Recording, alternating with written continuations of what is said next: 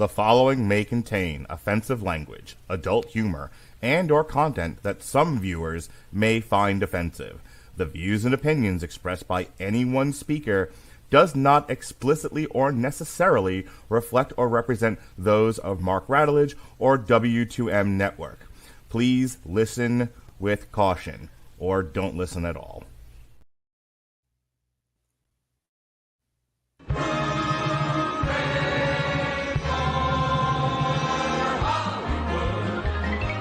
Valley, hooey Hollywood, where any office boy or young mechanic can be a panic with just a good-looking pan.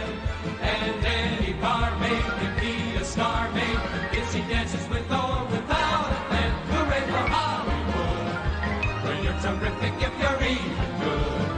Where anyone at all from Shirley Temple to Amy Semple is equally understood. Go out and try your luck.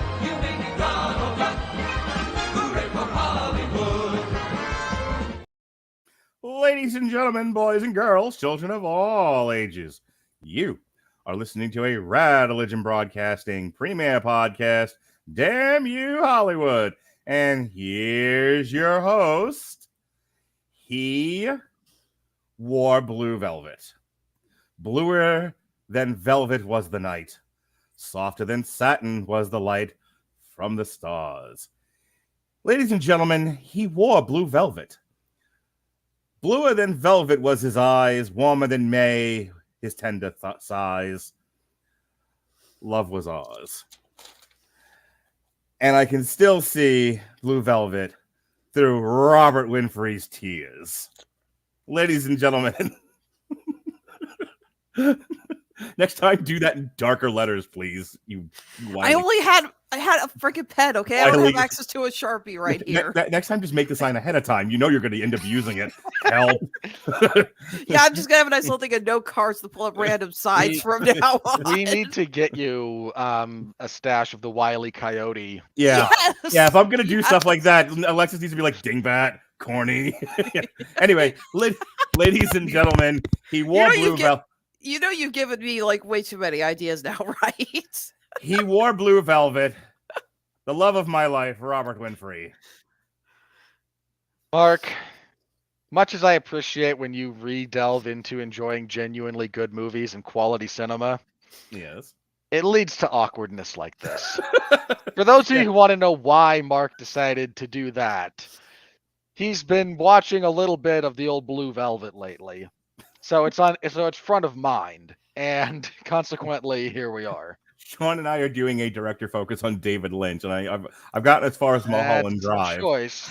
I've gotten as far as Mulholland Drive. I got Blue Velvet next, and then finally, there's not enough alcohol on the planet to get through a David Lynch marathon. And then I have, and then at the end, I have Lost when I'm done with Lost Highway, I may walk into the woods to live deliberately. You have selected the filmography, right? You're not trying to watch everything. I mean, we're doing a triple feature, and I picked 3 movies. Well, okay. So you're Mulholland Drive, Blue Velvet, and you said Lost Highway? Lost Highway, which I've seen. Not even the weirdest stuff he's done. Oh, I know. You know what it was? I've wanted to talk about Lost Highway for years, and I love it. I remember I watched Blue Velvet when I was a kid because of the association with music samples. That explains so much more than you think it does. I know. Well, because I can hear your fucking radio, you stupid shit. That's in the Anthrax song, I'm the Man. What do you call it? I'll fuck anything that moves. That's in Pigface. Fuck It Up by Pigface. So like half of what I listen to has like Blue Velvet samples in it. So so that was the order that I did that. It was like, I was listening to all this music that was sampling Dennis Hopper from Blue Velvet. And I'm like, what movie is this? And then I found out, and I'm like, then I watched the movie and I fell in love with cinema all over again. And the Mulholland Drive was originally part of the Pride Month stuff that we were doing, and then we thought it would be a better fit if we just did a David Lynch focus. But we didn't come here to tell you that. No, ladies and gentlemen, tonight myself, Mark, and you heard Alexis as she desperately holds up signs for help. So for those of you only listening, you will miss out on gags going forward. But Alexis is back with us. Hi, Alexis. I try, but they keep pulling me back in. You chose to be here. Yeah, I know I did. Someone needs The to be gaslighting. here to defend this. The gaslighting from Mark is real when it comes to that. Well, Robert, what are we talking about tonight? I don't want to. As we document the death of cinema as we know it. We've done that already. This is pissing on its grave. Tonight, everybody, we're The talking. fact that Martin Scorsese film came out at the same time and is making so much more money is, in fact, pissing on the grave. You're not wrong. Tonight, we will be discussing The Marvels. The Marvels? It would have been Captain Marvel 2, but nobody likes Captain Marvel. Great. The Marvels is a 2023 American superhero film based on Marvel Comics, produced by Marvel Studios and distributed by the Walt Disney Studios Motion Pictures.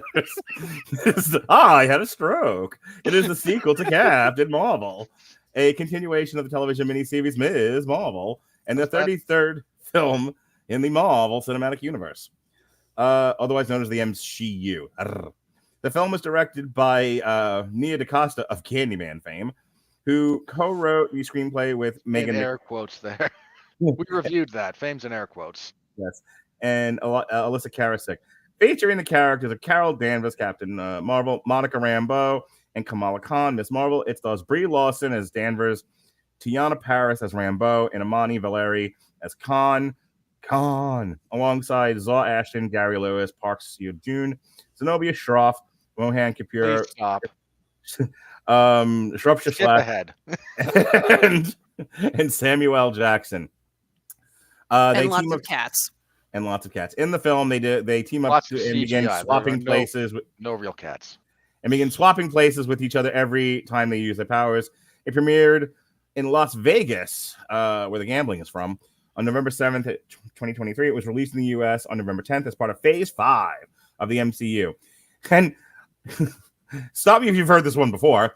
Received polarized reviews from critics who praised DaCosta's direction and the chemistry between the three leads, but criticized its plot and lack of cohesive storytelling. So here we are, gathered. That all that it had when it opened, Mark? It is polarized review. I mean, we'll get to the money when we get to it, but I appreciate that whoever is editing that wiki decided to leave out all the negative records it's setting. Yes, we will get to it in time, but hey, my friends, we did this for The Flash. It's only fair we do it here too. My friends, we are gathered here at the gravesite of our once beloved friend, the Marvel Cinematic Universe. Marvel, we knew ye well, and you flew too close to the sun. Let us talk, dear children, beloved friends, about our friend, the Marvel Cinematic Universe, the great deeds that it did, and the sharp turn into hell it took. I don't want to relitigate every single movie in Phase 4 and Phase 5. We've done this already. I mean, there's an entire TikTok I posted where we outlined why Black Widow didn't work. We've done extensive reviews of every single Marvel movie that has come out. It's all in the archive. Most of it's up on TikTok at this point. I think all I've got left is the Eternals and Shang-Chi to put up. That no one cares about. Nobody cares about. I think there are some really great YouTube channels that have documented and have been talking about the MCU book that's out that, according to them, has been a sort of puff piece, sort of a it really is. An apology book for the MCU. And I think what's worth talking about that we haven't really discussed, I mean, we've touched on it here and there. We've made some of the points here or there, but I think really getting at where exactly did it all kind of go to pieces. And let's just not even get into sort of the false narratives that are out there, because we can talk about the guy that played Jonathan Majors. We can talk about COVID. We can talk about all kinds of things. But I think the point that the guys at the Midnight's Edge YouTube channel made was probably the best one. And that is something that we've talked about with George Lucas. We've talked about with other directors. When collaboration ceases and you have one person calling the shots and you don't have those creative conflicts and tension, you tend to get less than stellar projects. It has been said and documented that there was a creative committee that was the checks and balances on Kevin Feige and the people that they hired at Marvel over the decade to fashion these screenplays. And at about the time that I think Phase 3 was starting, they mothballed it. So it didn't largely affect Phase 3 because at that point stuff was already in post-production or being released. So the first place you get to see the lack of creative tension, the lack of checks and balances is in Phase 4 and Phase 5, and really mostly in Phase 4, which includes the movies and the TV shows. The other thing that gets said is without the creative committee there, the people working at Marvel were, what was the phrase you used before, Robert? Activists, writers? There's a pejorative way I phrase it, and then there's a more accurate way, which are very close, actually.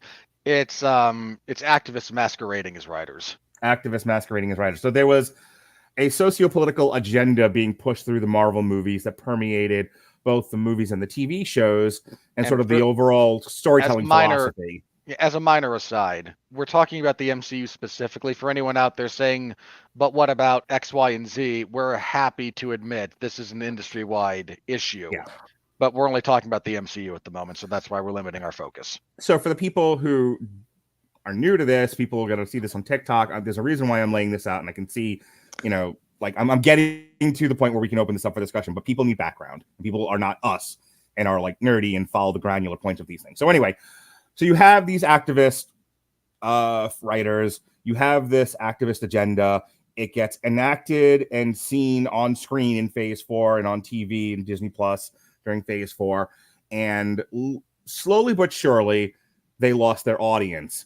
And that's what led us to... Wasn't that slowly?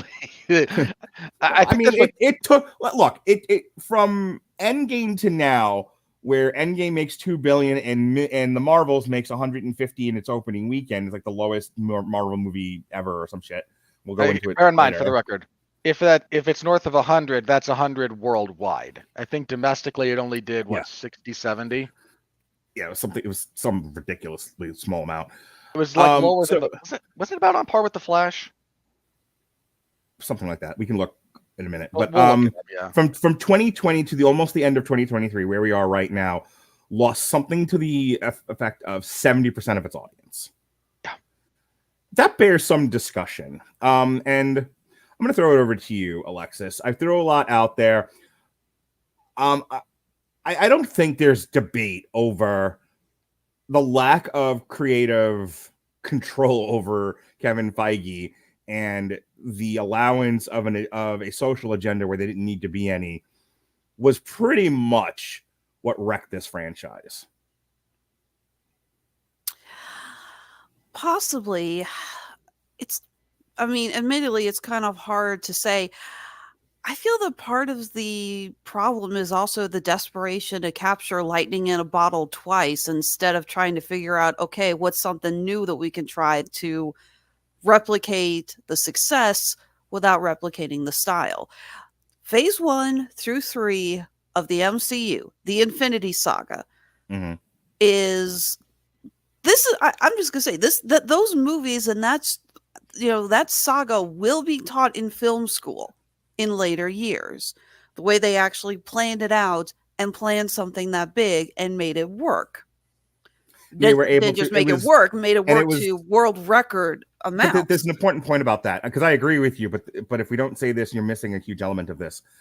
They had an overall story. They had a beginning, a middle, and an end. We have a beginning with Iron Man and an end with essentially the Infinity Gauntlet, whatever they were calling it, because it changed names a few times. Yeah. But it was fluid enough that as things changed, as Edgar Wright left and somebody else came in, as this happened and that happened, as they got Spider-Man and whatever, they were able to adjust things. But the overall narrative stayed the same for the entire 10-year period. It was, and I think there is a combination of a couple things. Number one, it's clear that they did not know exactly what they were going to go with, after the Infinity Saga. We know now that it's the multiverse saga. But I don't want to know how many meetings Kevin Feige and his team went through, endless nights of just, let's like order, make another pot of coffee because we're going to be here a while kind of meetings where no one's allowed to go. You're not using the bathroom until we come up with a goal in mind or something like that. I think part of Kevin the other Feige had problem, said that they more or less knew what they wanted to do. They just didn't know how they wanted to do it. I think he said like they have stories for like decades. But that's great. I also have stories for decades. Whether or not you can actually execute them is another whole thing. Like that's a PR talking point. He's full of crap. I also think there's a problem that Marvel was unable to sate audiences with something. Okay, so here's the thing. After the end of the Infinity Saga, the fans wanted more. We didn't want this to end.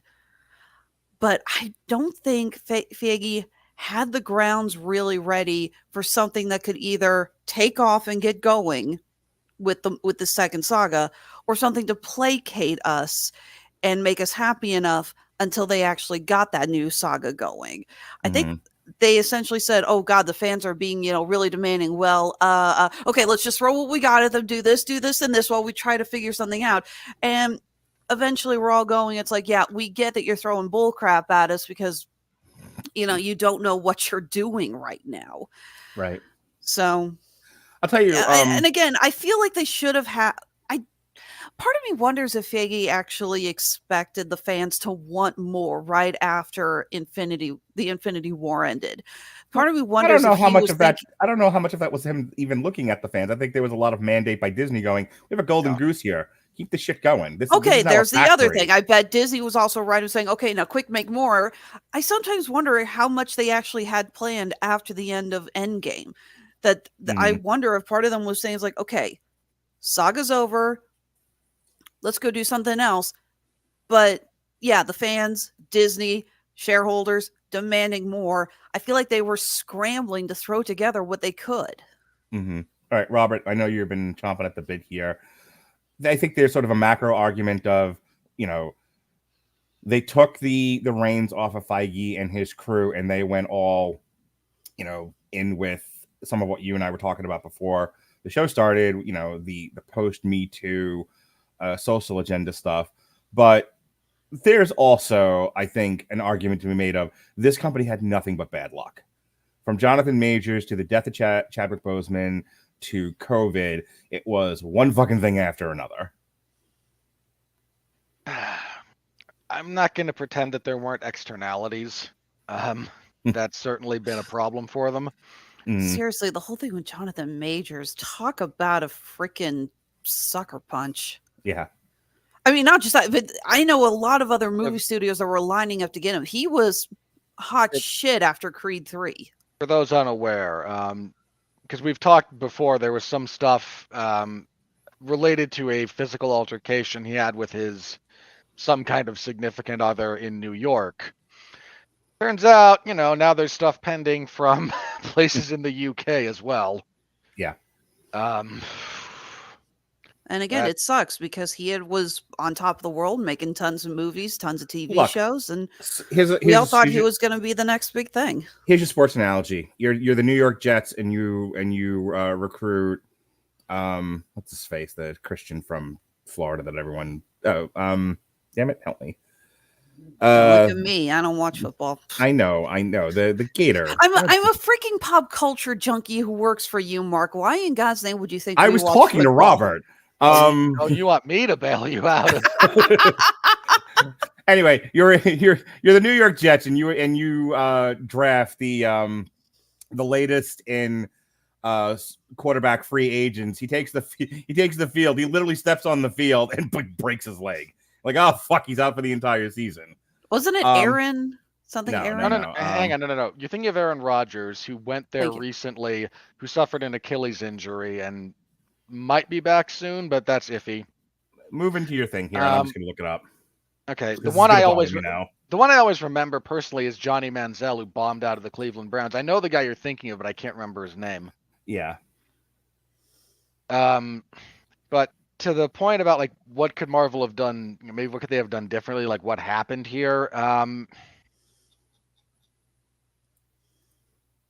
lack of creative oversight is it's a pain when you have someone you have to answer to. We all acknowledge this. Tim Tebow. That was it. Tim Tebow. Tebow. Okay, go on. Having someone you're answerable to is always kind of a pain, but it's an important part of what makes things work. The, creative committee that basically Feige had to answer to had a mandate. It was, we're going to keep the visuals and the characters very what's the phrase? Toyetic was the word they used. It very easy to make toys out of. Toyetic. Which is an important thing. We're going to make sure the overall quality is still pretty high, because you can have movies where everything looks like toys and it sucks. Batman and Robin being the obvious example. I was going with Cars too, but sure, Also why not? true. The example they used in the Midnight's Edge video was Batman and Robin. It also doesn't help that, everyone involved with the shooting of Batman and Robin said it felt like just shooting a toy commercial. Anyway, go on.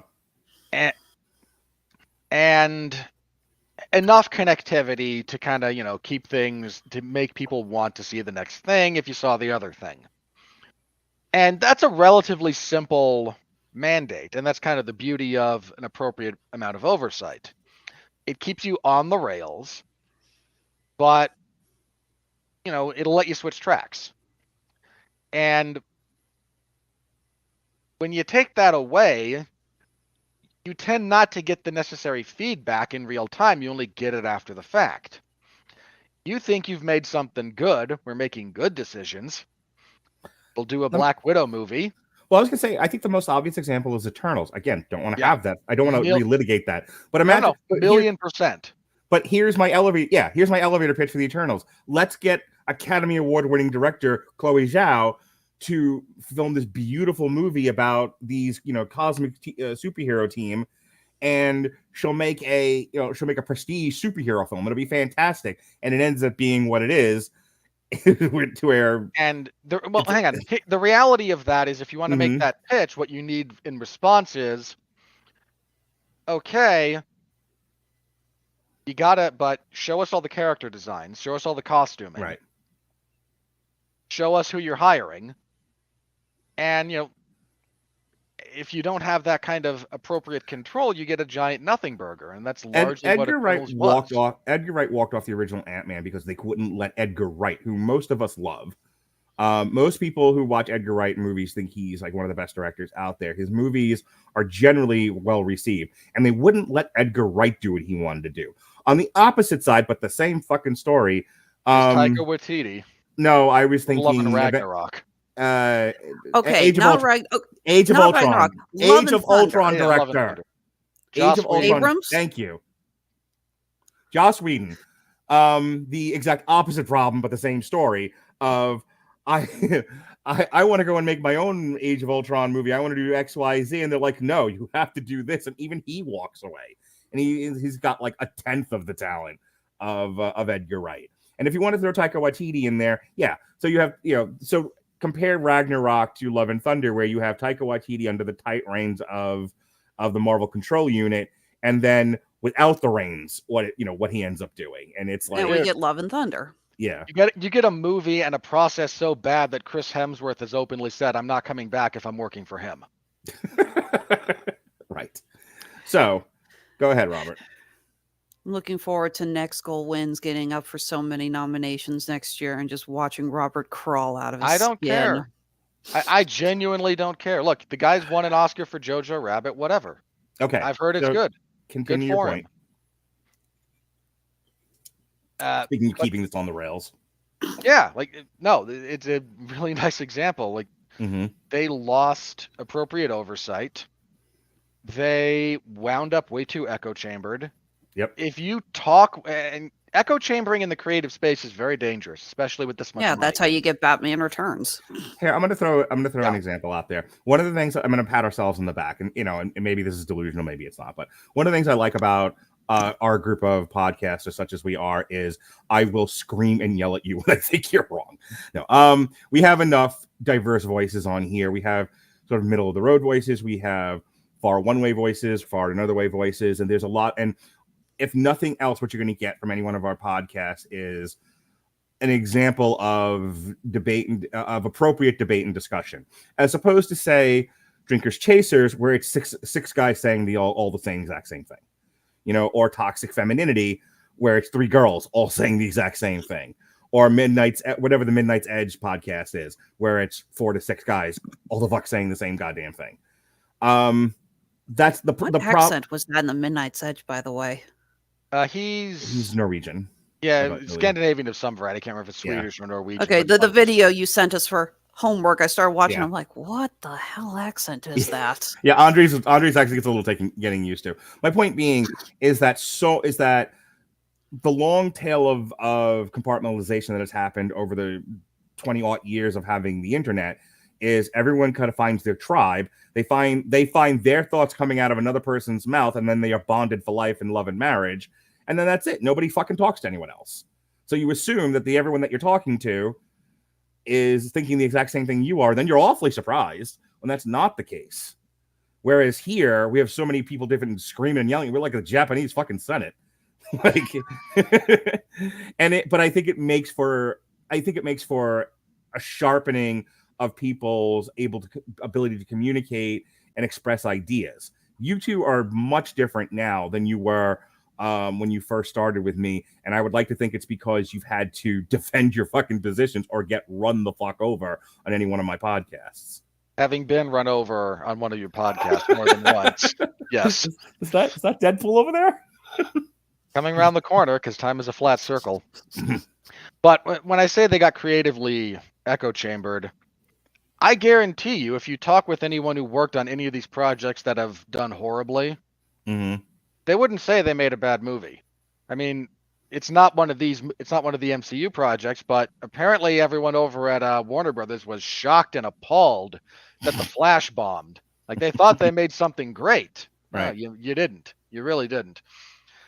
And anyone not in your echo chamber would have told you that. And instead, what Marvel kind of wound up doing was just like, oh, let's have a look at the dailies. Yeah, that looks great. What you working on other Marvel projects? What do you think? Oh, that looks great. Please give me more time and take the gun away from the back of the head of the CGI artists. Well, the other side of that is these are people with real jobs that have to pay real bills with real money. And I'll be the first one to tell you, sometimes when it's about that paycheck, you're going to go along to get along. And so everyone just sort of rides the momentum of whatever it is they're doing. And then at the end of the day, it's like, well, I'm not the one that made this call. I was following orders. I hate to say it that way, but I would tell you that a lot of people working on these movies were like, I did the job I was given. We don't always like the job that we have to do. When Alexis has to do a special order for somebody, she may not love the thing that she's creating, but she was paid. She was paid to make it, and so she does the best job that she can because she's a professional. That doesn't mean she thought it was good. She was like, well, it's what the person wanted. Look, this person wanted, shit on a shingle and made it in, and do it on a do it on a Scrabble tile. Well, that's what I'm gonna do. And it's the same thing here with Marvel, where you had these people working on these projects, and they were just like, I'm just doing a job here. And I'm not going to sit there and badmouth my boss. But then, again, they release the film, it bombs, it does poorly or gets poorly received. And then everyone goes, but what went wrong here? And everyone's kind of looking around going, don't ask me. I was just following orders. Because and to the point about the structure, this is why you need someone above who can speak. That's why you need that conflict, because no one who is working on a Marvel project, who wants to continue working on a Marvel project, is going to tell Kevin Feige, hey, by the way, this is bad. Hey, do you remember the little boys that used to love this? Yes, you're not speaking to them at all. Yeah, that's how you end up having to clean out your desk. So we started this off big tongue-in-cheek going, well, this is the end, isn't it? That Marvel is dead.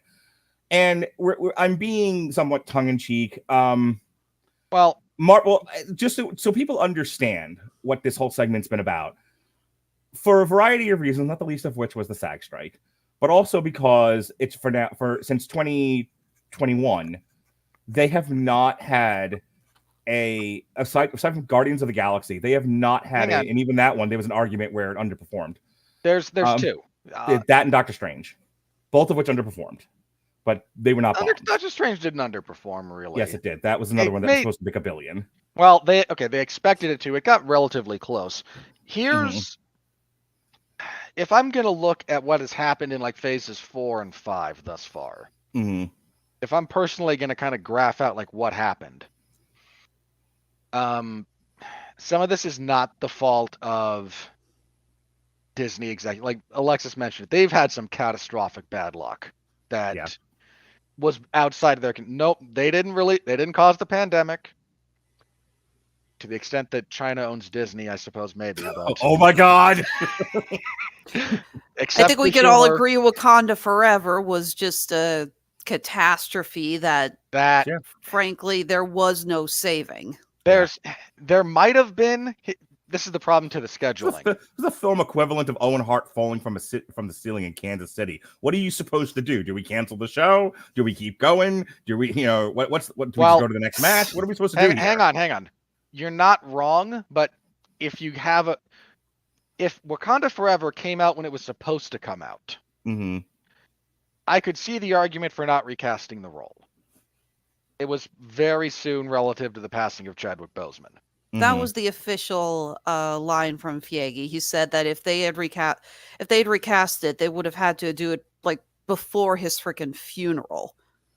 On the schedule they were talking about, yes. Although Boseman's family okayed it. They did, and we talked about it at the time. Keep going, Robert. Yeah, but now with hindsight, boy, did you need to recast that. And I get that it's hindsight. I really do. And I can understand the decision making in real time because we were all there. But I can't pretend that we don't have hindsight now. And right. But they were also thinking that if we throw a chick in and make her gay, they were gonna be successful with that formula. We had to get one in. Turns out they weren't. Well, also with the benefit of hindsight. Again, so that hurt them. Two things I think are the biggest ones. Again, even with the bad luck. Congratulations on the following problem that you had to overcome and didn't, and that's just reality. This was your hurdle. You had to clear it. You just ran into it. The 3 main focuses for the next Avengers, right? Because the core 3 for Avengers 2.0 or whatever we're going with here. Captain Marvel, not a good choice, but that's one of the ones they had signaled out. Right. Black Panther and Spider-Man. Right? What about new Captain America? No one cares. I'll get to that. I almost said She-Hulk, but I know the argument that he's making. That's why I didn't throw it out there. Go on. I'm not saying. Hang on. I'm not saying those are the only members of the Avengers. You're saying right. Those are the 3 legs on the stool holding the whole thing up. Yeah. What supports the first Avengers? Iron Man, Thor, Captain America. Right. There's other members. Right. And then phase 2, we have Captain Marvel, Black Panther, Spider-Man. And yeah, for the next leg of this, the next saga, it's supposed to be those 3. Well, Captain Marvel did not flop financially. Captain Marvel flopped with audience connection. Boseman died and you didn't recast T'Challa, and you're stuck in a perpetual custody battle with Sony over Tom Holland. This was the hurdle you had to overcome. And sorry, you didn't. Yeah. So what we wound up, and so that hurt. I think, and Mark, when we reviewed Multiverse of Madness, we talked about this a little bit, and that's to pat ourselves on the back a touch. I think I mentioned that, there's an element of that movie that's very angry. Yeah. I don't think it's an accident that nothing has done as well as that sense. I think a lot of fans and a lot of people who paid money to see that movie keyed into that. So that we can transition into the next segment. Let me conclude this segment by saying the following. I started to say it before, but the SAG strike aside, the SAG strike is a big part of what caused them to boot everything from 2024 into 2025. But the other things out of their control, Jonathan Majors being taken out of the Kang role, whatever. I don't know what happened at the end of season 2 of Loki. Don't tell me. I don't care. Loki turns into the Time Stone and just exists don't outside of give a time shit. For God's sake, Um, we'll be reviewing Loki season 2 this Thursday on TV. Anyway, the point of me bringing that up was that they wait. that Hang on. I don't know. Don't tell me if I was right or not, please. No, Anyway. I'm just saying you're not invited. So they I have to watch Harsh it, I don't wanna. left at Albuquerque to get away from Kang, from what I understand, so they could do something else. So their whole thing, their whole big storyline, their whole Thanos of it all has now gone out the window, and they have to kind of start all over again. That is another reason why they booted everything out of 2024 into 2025. They have to rewrite the next Avengers movie for that reason. But although it makes perfect sense just to recast, again, it's like we're all holding up the sign saying, shit, now I should have taken the sign that said what and wrote recast. Damn it, I really do need a giant pile of cards. So they're going to spend the next year, and this is something that Robert and I talked about before the show started, and that is the following. We've done about 10 years macro in Hollywood of, well, what if we gave minorities a huge voice and focus in film, and we focused on feminist themes and multicultural themes and other such stuff, and it worked out poorly. it did not go well.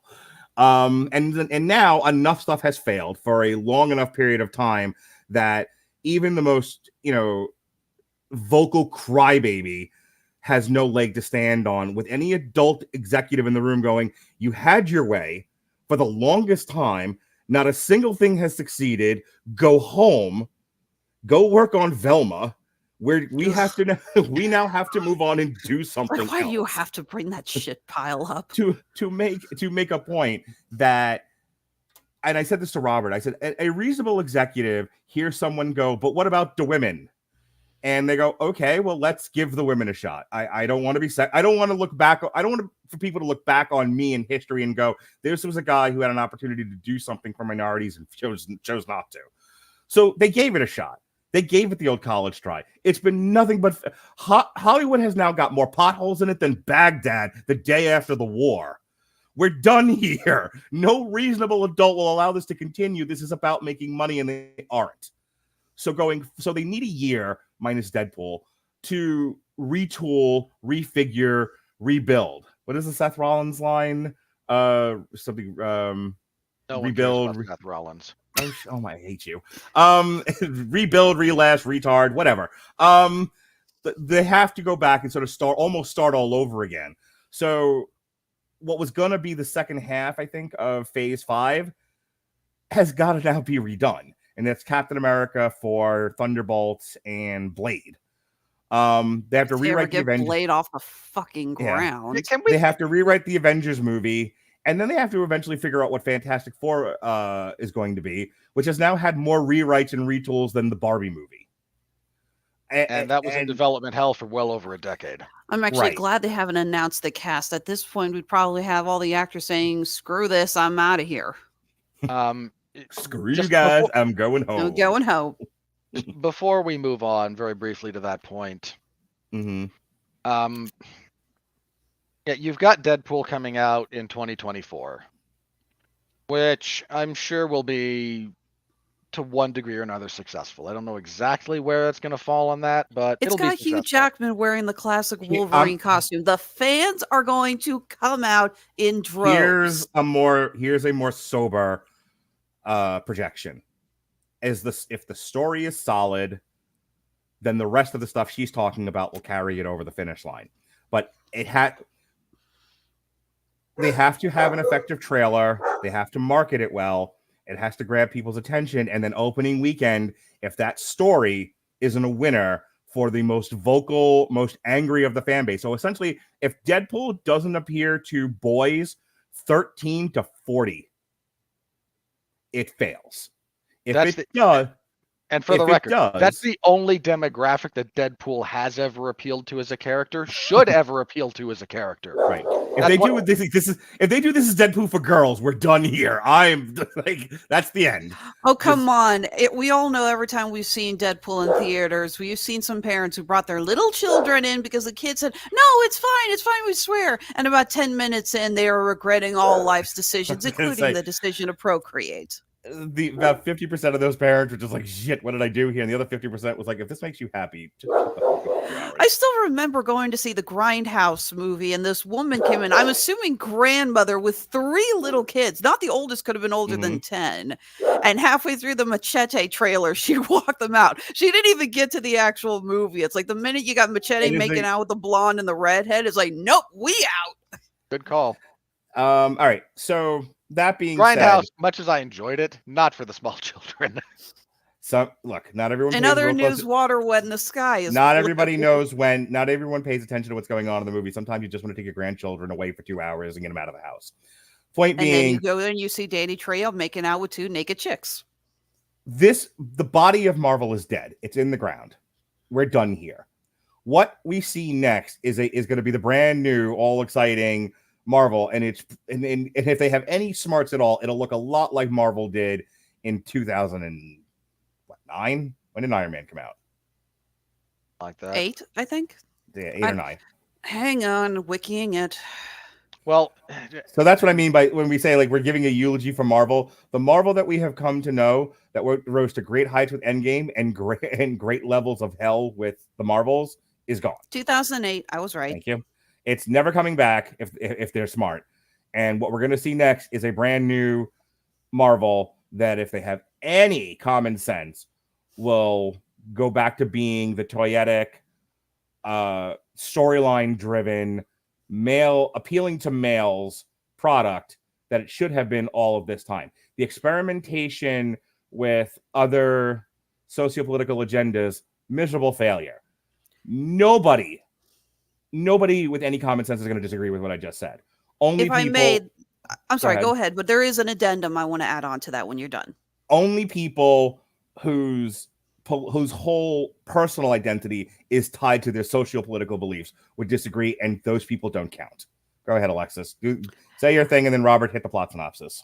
The other reason I brought up Deadpool as the saving grace is that, no, it's not going to save what we currently have with Marvel, and it's not going to make enough money that it's going to undo all the damage. I'm an optimist. I'm not an idiot. No, what I'm saying is that the great thing about Deadpool is that it's the... Go on. Just ignore me, please. There's ways to say fuck you, Mark, and then there's what you just did. And that's why I'm laughing. Please continue, madam. Thank you. What I was saying is great about Deadpool 3 coming out next year is that it's the only Marvel movie. Because I brought this up when I was saying one of the biggest problems that Marvel has had is that Disney has been essentially whipping them into slavery like a fucking Korean sweatshop, demanding more stuffed toys. Marvel was good before they were turning out 3 movies and 3 TV shows a year. Now, whether you want to argue about which TV shows are good or not, you can go check out my show, TV Party Tonight, plug.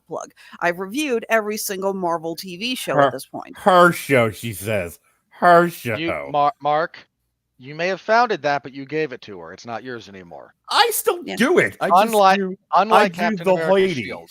Yeah, you've done Only Murders in the Building, and we're doing Upload at the end of the month. What the fuck are you talking about? I do a David Simon show every month with Jesse. I did Vox Machina, and I'm doing Sweet Tooth. I still do it. I just do prestige television. You do the hoi polloi. And I do fucking Secret Invasion and Loki season 2 and Hell of a Boss. Also coming this week. Plug. Okay. No. I think that the other problem is that, we talk about superhero fatigue, and there is an element to that, not so much that we're tired of the superhero genre. I think it's more that Marvel is not capable of putting out so many products and so many different projects within what Disney wants. I think that doing one film next year is going to help because essentially it's going to be kind of a palate cleanser. Getting less Marvel oversaturation is going to greatly help audiences. And I think by helping audiences, when 2025 rolls around, we're going to be less, oh God, Marvel, what is wrong with you? And okay, we've taken some time off. We're willing to see what you got. Robert. Hang on, just to my last bit, because Alexis is optimistic, I'm pessimistic. Ugh. I am the sunflowers that absorbs your radiation of hatred. And I'm nakedistic. Please don't. There was We've a all time when seen your TikToks of naked karaoke. If you haven't, don't. I think maybe the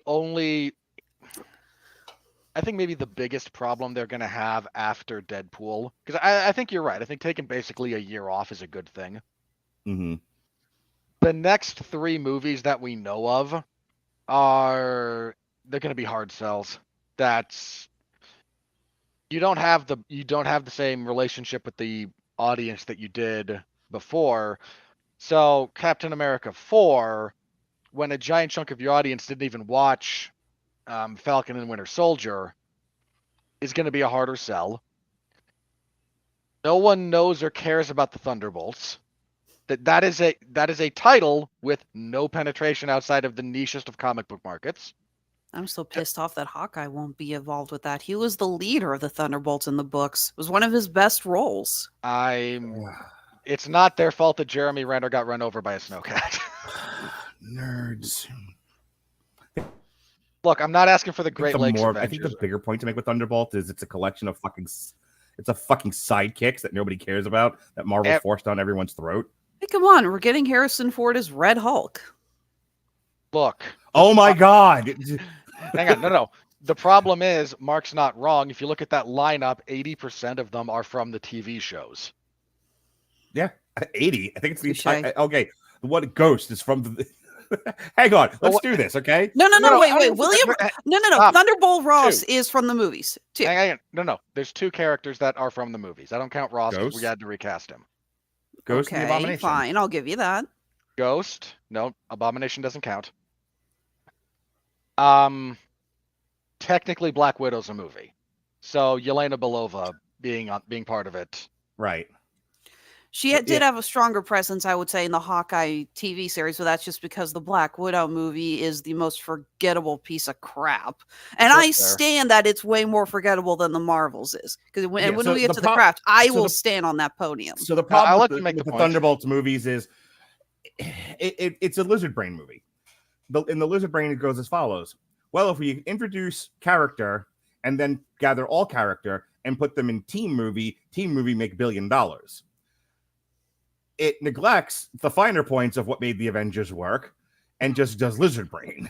Yeah. He goes, okay, so we've got Black Widow's sister. We've got the monster from the Hulk from 100 years ago. That nobody saw. We've got the. I can't insult Tim Roth. He's one of my favorite actors. There's nothing wrong with Tim Roth. We've got the villain who was summarily defeated in the second Ant-Man movie that nobody saw. We've got the other Captain America who murdered somebody on screen. In a show nobody watched. Hang on. We've got U.S. Agent, who was such a poor straw man attempted argument in our political discourse for that stupid show that people liked him. You guys realize we've been talking for almost an hour and we haven't even brought up the almost said I don't even want to do the fucking plot movie synopsis. We'll get there. I swear to God, I noticed the time and I went, do we even want to review this movie anymore? But yeah, so we know Robert doesn't. So the Thunderbolts is an extremely hard sell. Because all the characters suck, basically, from shit nobody watched or cared about or liked.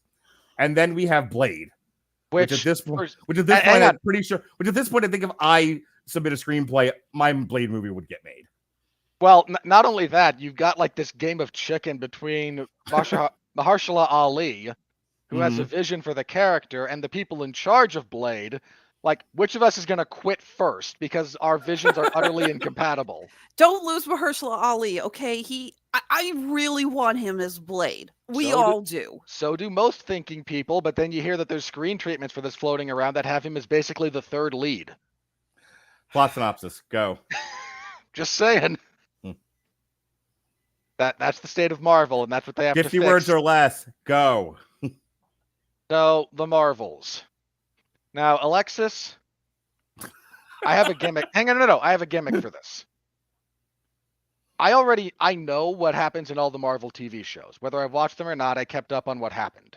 You read the wikis. Pretty much. Or I heard someone else talk about them, like one of the two. Probably saw the TikToks that Mark made that I sent in time codes. I hope. At least one or two of them, yes. I am going to go through this plot, and anytime I encounter something that is only explained via the television shows, I'm going to ask you to explain it. Oh my God. We're going to be here forever. Not major, just briefly. Yeah, in 10 words or less. This is kind of an exercise Making a card now that says send help. So we open with a character, the worst Marvel movie villain ever, by the way. You finally did it, Marvel. You made someone worse than Malekith. Good No. Black Widow still had the worst villain. This one sucks. I will not argue she's in the bottom five. No, hang on. No. She's worse than Harvey. She's worse than Harvey Weinstein. Really? I say Alexis, Dreykov was the worst. Say that out loud the way I just did. She's worse than Harvey Weinstein. I can't. I think Harvey Weinstein. Whoever the fuck the bad guy in Black Widow was the worst villain. I stand by it. Okay, you heard it here first. You heard it here first. She's okay with people being Me Too'd. Why would you do that, Mark? I gave her the chance. I said, take the bullets out of the gun, and she went, how? This way? Boom. You want me to put music to this? I could put music to this. For everyone for everyone who isn't a relative of Harvey Weinstein and thinks what he did was okay, this is the worst.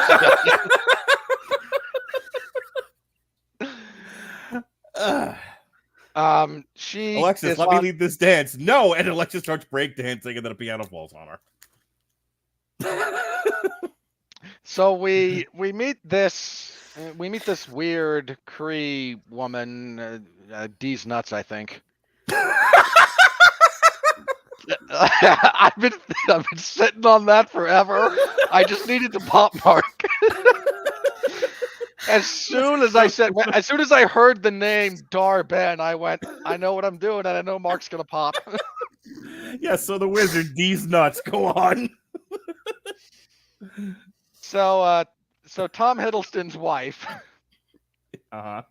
doing nothing but speaking through her teeth through this entire movie, right about like this. Because they apparently thought giving her gold fillings made her look like a more compelling villain. I feel so bad for that woman, because whatever they did prosthetically in there that made her just talk like that's gonna haunt her career. Anyway, you ever see Velvet Buzzsaw? She was in that. She's a good actress.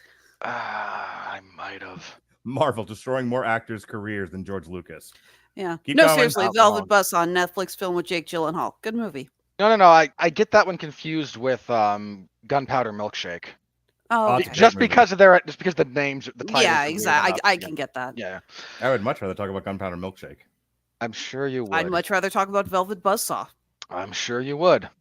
I would much rather talk about Blue Velvet. So here we are on this moon. Don't make me raise the card again, Mark. And she finds a doohickey, and it goes on her wrist, and she's like, now I have the thing. But there's supposed to be two of the things. Where's the other thing? And we smash cut to New Jersey, where this weird character, Alexis, who is this character? Okay, so yes, this is Kamala Khan, who is also Miss Marvel. Okay. Mark, what are you doing? He's counting. I'm counting. I said 10 words or less. Yeah, Ms. Marvel was introduced in the Ms. Marvel TV series. I don't think you really need to have watched it to know she's got hard light construct powers. I think you can kind of put two and two together watching her on the screen. So we open her portion of this with Scott Pilgrim versus the World doodles. That was admittedly a callback. She did that a lot in the show. Yeah. And they took 5 minutes of this movie. They took 5 minutes out of this movie to do the Ms. Marvel TV show. Admittedly, yes. Okay. So she's got the other doohickey, and she's looking at it, and her overbearing Indian mother's like, hey, you're still in high school. Please do homework. She's like, I'd rather write fan fiction, and, well, okay, fair enough. Around the same time, Nick Fury's in space. Alexis, how did Nick Fury get into space? Okay.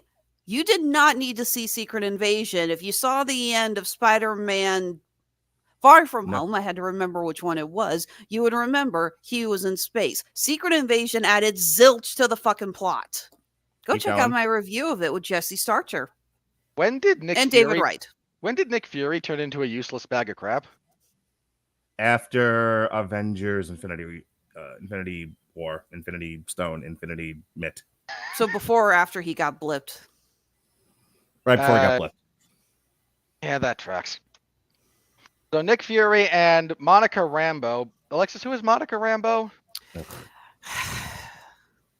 The broad that walked into the Scarlet Witch's fucking force shield when she took a city hostage. Go. What?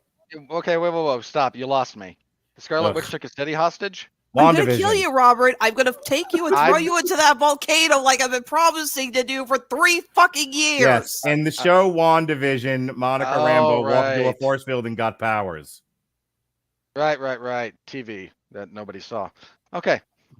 Actually, everyone saw WandaVision. That's fair. That's the first one that, like, of all the ones, if you wanted to make an assumption, it was 100 years ago and nobody remembers. That is the problem. Anyway, Monica Rambeau just wants to go home again, but, she can't. Too traumatized by the war, Mark. Too traumatized nothing. She's working for Saber. It's a Rambeau she's working joke. for Colonel Troutman. Yep, I got you.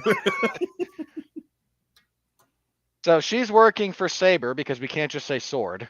Apparently it's too aggressive. It's not sword. It's a different faction. And really, we should all be supporting Hammer. Every time one of you gets into nerdy comic book stuff, a part of me dies. Why do you think you loved us for being this nerdy? I love you for different reasons, but this stuff bores me to tears. Keep going. Anyway, Monica Rambeau is like, hey, I can go spacewalking. I've sort of got powers from the TV show.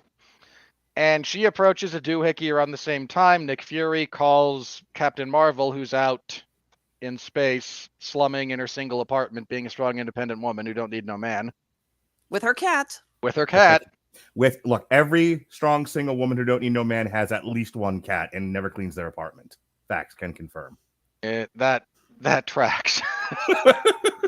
Hey, I had dogs before I was married. I've never owned a cat. Every single woman in planet Earth, or at least in Western America, is a single woman in an apartment that smells of just cat. I'm just saying.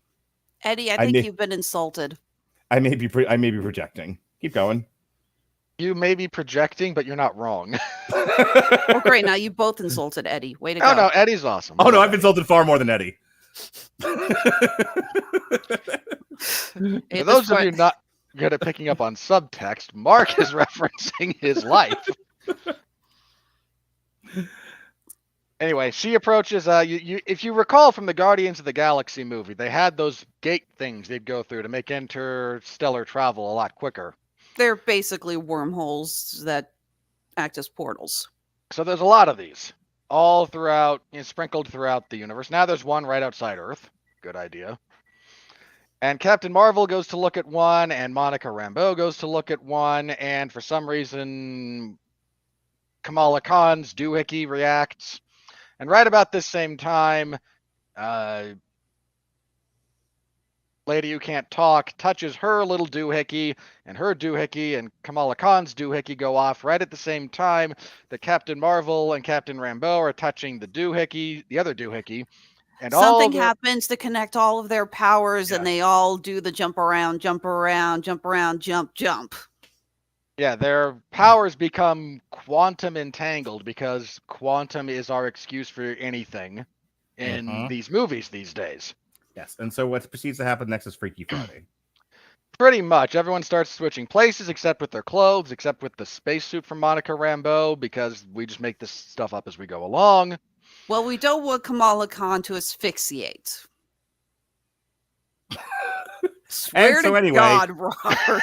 For the next hour and a half, they keep trying to use their power as well in a fist fight Yeah, with the Kree. they spontaneously switch places whenever the plot says so, because they don't even follow their own established rules. They're trying to figure out what's going on. Wacky hijinks ensue, involving Kamala Khan's family and Samuel L. Jackson going, "I'm only here for the paycheck." And the long and the short of this all is Dar-Ben is a really big fan of Spaceballs. The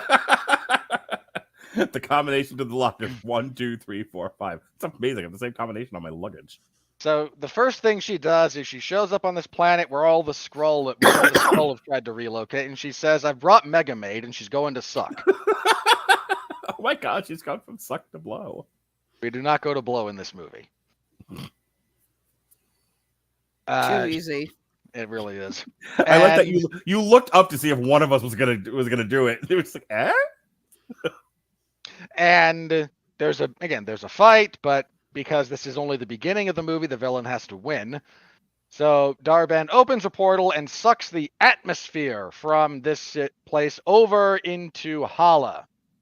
It's a Kree refuge It place. was. So, because we find out she's purposely targeting areas that are important. And if you remember Captain Marvel, you remember that one of her main goals is to help the Kree resettle. If you say so, I will take your word for it. And I then So all the oxygen is now being siphoned off to Hala, the home planet of the Kree Empire, where bad things have been happening. And now Captain they've got Marvel an blew up the atmosphere. blew up Annette Bening in the first movie, and because that happened, the planet went into civil war. Because that happened, they somehow that No, killed the no sun. oceans, no atmosphere, no sun. they somehow turned the sun off. They turned the sun off. They got rid of all their oxygen and all of the oceans. Where the hell do oceans No, I get go? it, because that's what happened in Rwanda between the Tutsis and the Hutsis, where the civil war went for so long it actually affected our sun. Yeah. Mhm. Domestic conflicts tend to do that, don't you know? Sure, absolutely. There was a major So- concern in Afghanistan. That's what I understand. And Captain Marvel is clearly responsible for all of this. Yep. Because Hence why they call her the Annihilator. because the sun rises and sets on this one blonde woman's skinny ass. Doesn't rise and set anymore. Nope, not anymore. It is a dead sun. So they decide, okay, we have to try and figure out what's going on. So we get a montage set to sabotage, which was an odd choice. It was Shut up, Alexis. intergalactic. No! Do I have to throw you off the show? Don't do this. But I said sabotage. Yes, Robert. Yes, all the Beastie Boys songs are sabotage. Leave him the fuck alone, Dorian. Keep going. So they all dance to sabotage. Go. So they do our training montage, so they kind of figure things out. Oh, by the way, Valkyrie showed up for some reason to just make everything worse. Valkyrie, what are you doing here? A very brief gay cameo. Terrific. Whee! She's there to get the the surviving Skrull off the ship. Although, I gotta say, this actually does bring up a point. In Secret Invasion, they talk about how they have been going planet to planet to planet to planet to planet, which is a point that Jesse and I made fun of, and they couldn't find any place for the Skrulls to resettle. Valkyrie shows up and says she will take the surviving Skrull to New Asgard. So we're gonna dump them on the Norwegians. I'm sure this will go well. I just want to know, they didn't think to ask the new Asgardians in the first place? No, she's Don't- king. She just made a unilateral rule. Who gives a fuck? Keep going. Don't think about product, just consume product. Thank you, Jay.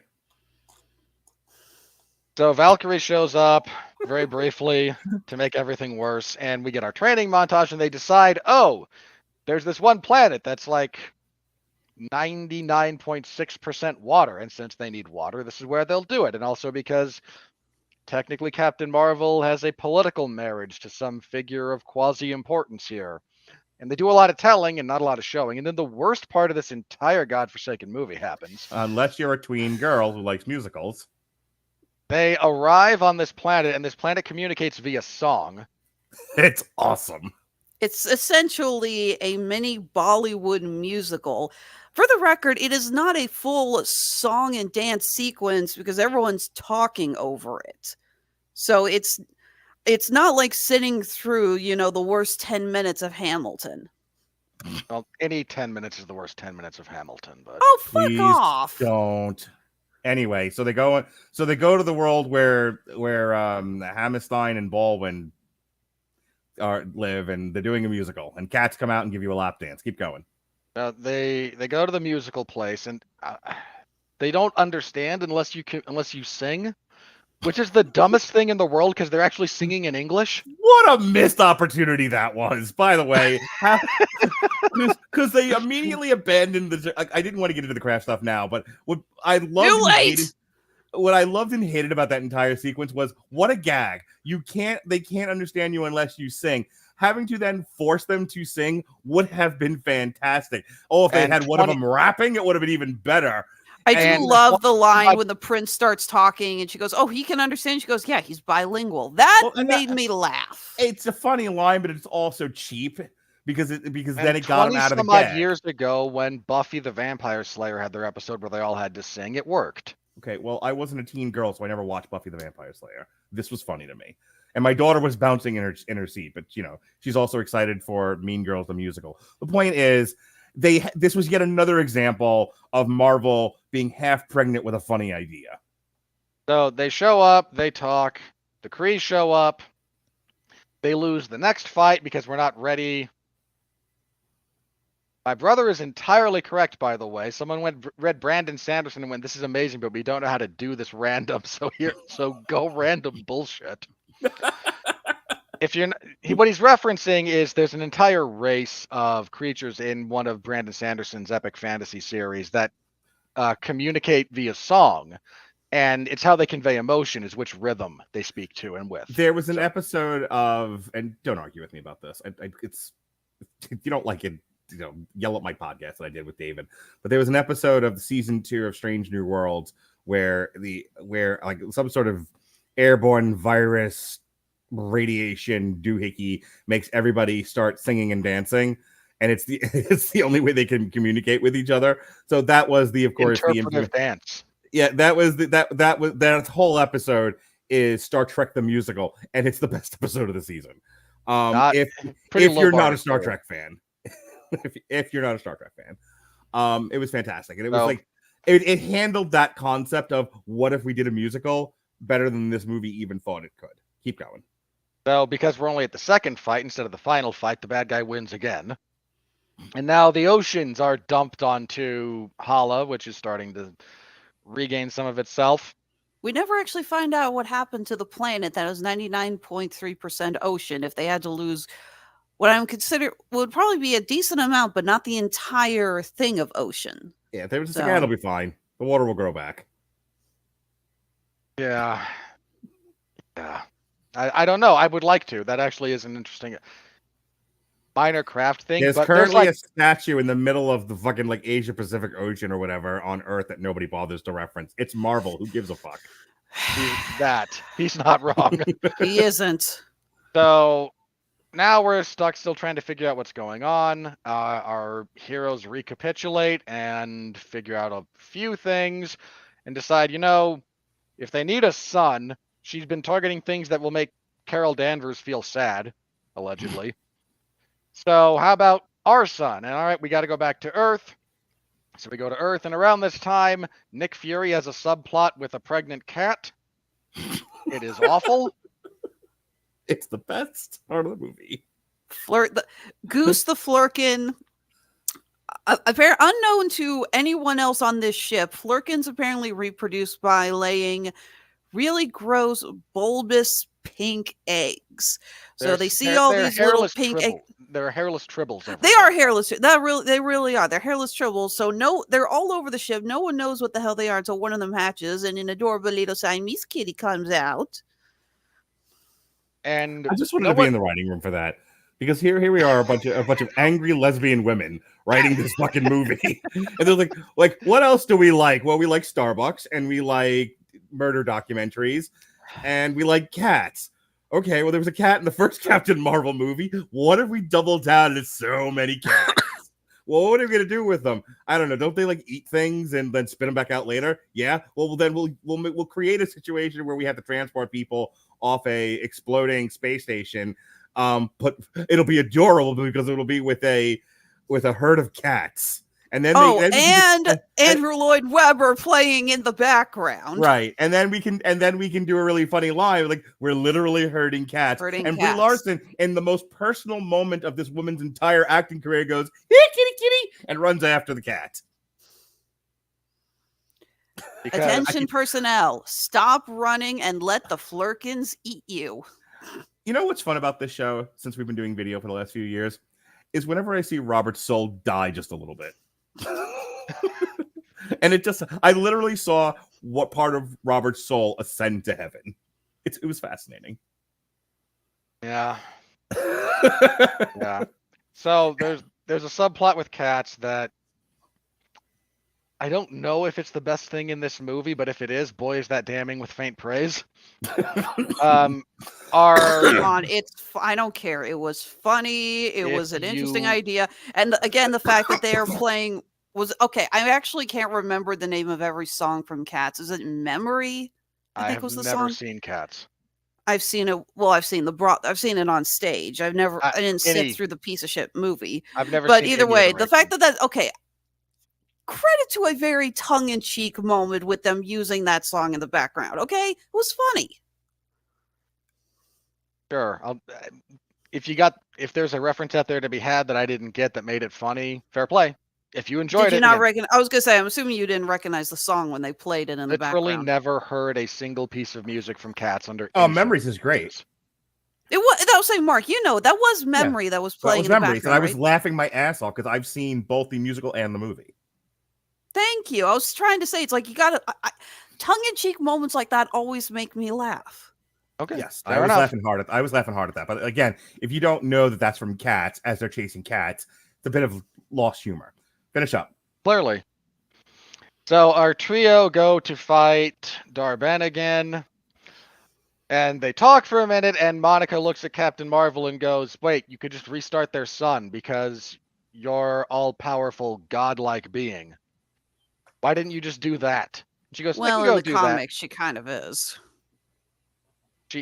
That's all she is here. I'm going to yell about it. But she then tells Dar-Benn, yeah, I'll go do that. Sure. And Dar-Benn goes, all right, fine. Get this thing off of me. They pull it off, and then she grabs Kamala Khan. The previous cut of this movie, Get This Thing Off of Me, was another man. Put that thing back where it came from, or so help you. So she puts on the second bangle. She gets it from Kamala Khan and puts them on, and unlimited cosmic power. Tiny little lamp. Well, unlimited cosmic power, and oh boy, I got snapped. Because we're basically. It didn't look like she got snapped. It looks like she burned alive. Stone. It looked like everyone who died by the power stone. That's what. That's not blipping. Close enough. She disintegrates. She turns into dust, very painfully. And in doing so, she opens up. This is what our 1, 2, 3, 4th dimensional rip in the Marvel Cinematic Universe in the last 2 years. Something like that. We open up a hole in space-time to a parallel dimension. And Doctor Strange shows up because his job is to stop incursions. I'm kidding, it is, but he's not here because why would he be? He's dealing with another incursion on the other end of space-time. Go meet him at the restaurant at the end of the universe. Other end of the universe. Make sure you bring your towel. Thank you for getting that reference. I'm with you. We're so close. Come on. I referenced the movie, which we admit is not very good, but...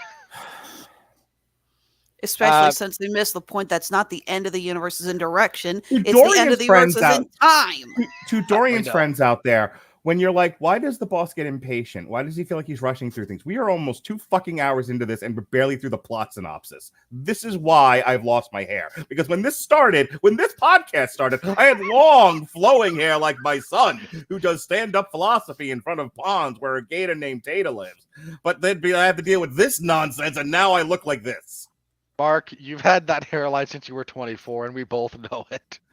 That's not the You point. could argue that the gray in your beard has come about because of us. That I'll take.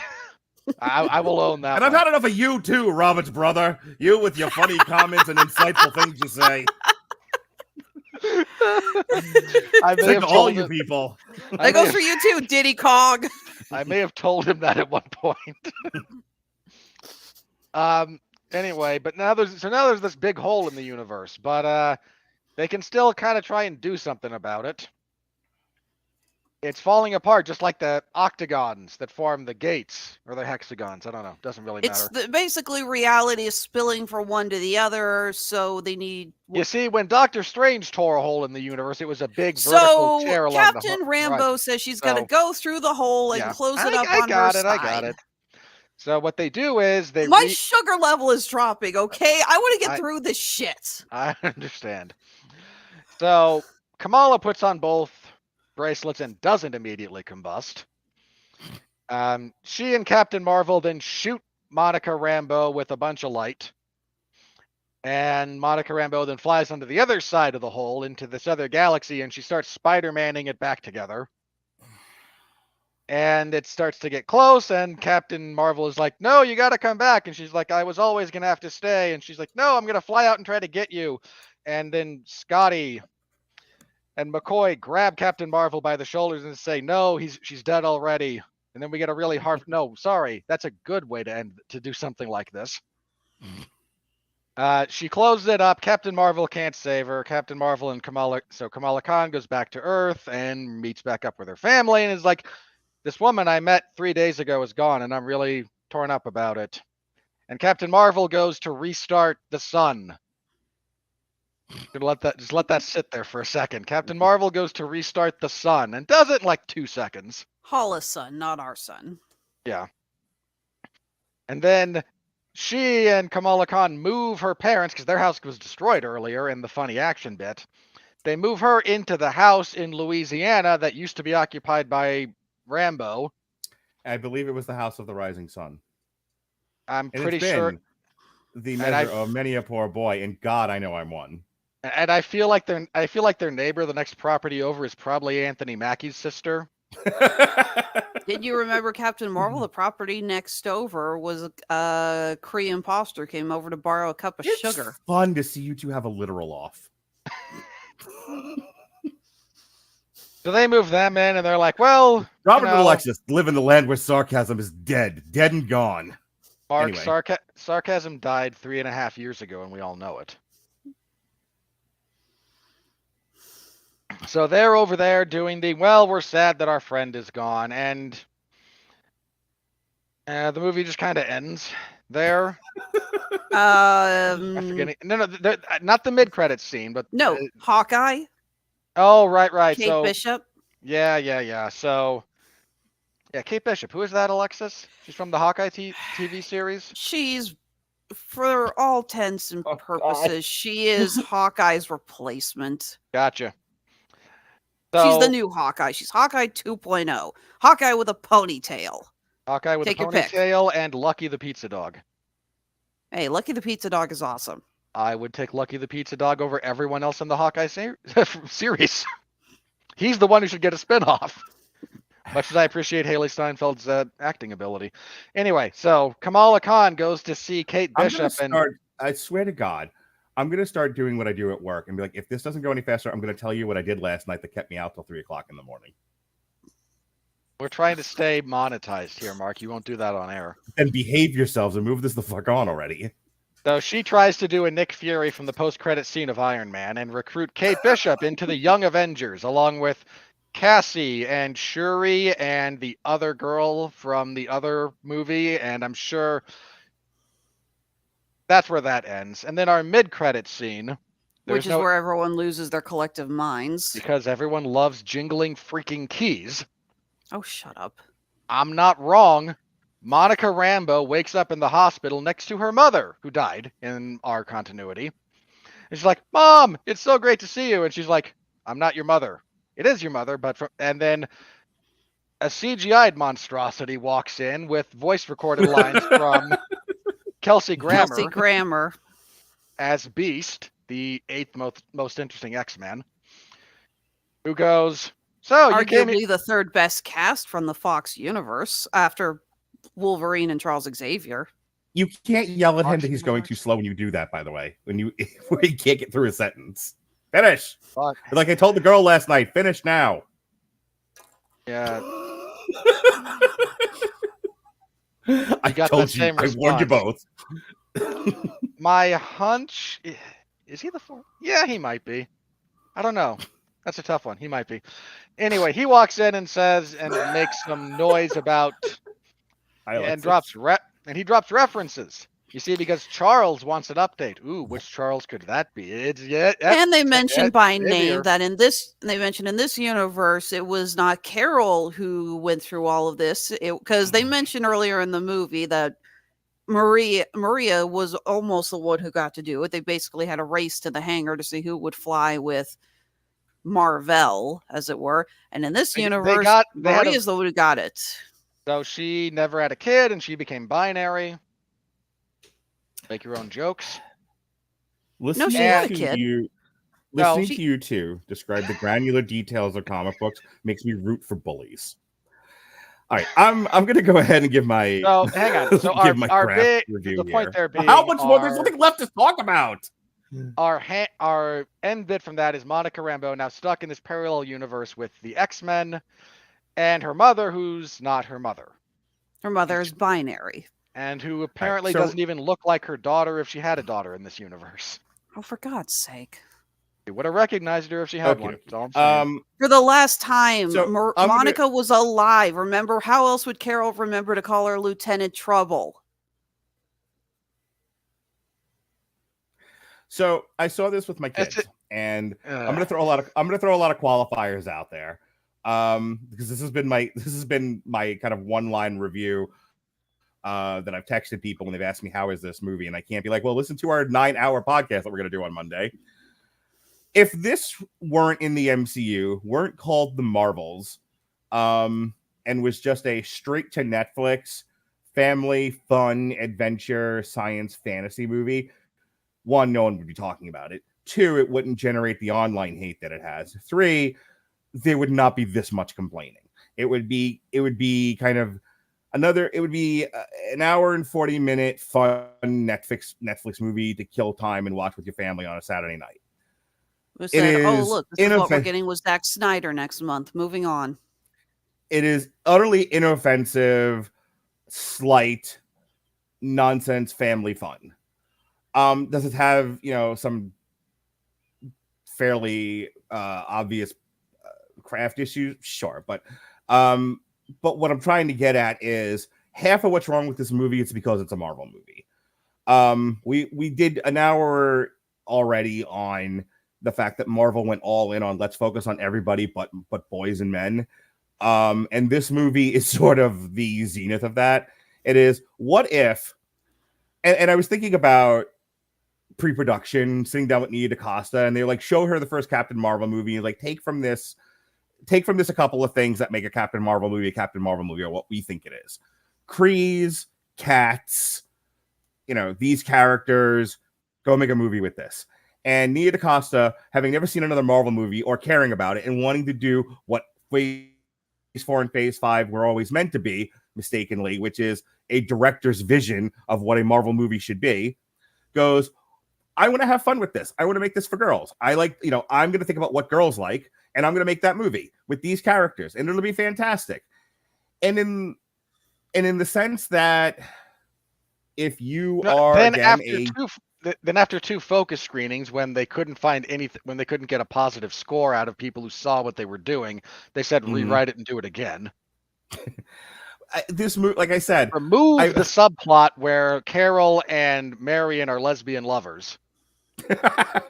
I'm not kidding. I know you're not. You can see that in some of those interactions. Yeah, no, I got that was there. So I saw it with a 9-year-old boy and a 12-year-old girl who's really into musical theater, and she loved it. But that's my point. Like, if you again forget that it's a Marvel movie and you're just like, well, what is this? Was it entertaining? Yeah, it's entertaining for tween girls. It's a pretty niche movie.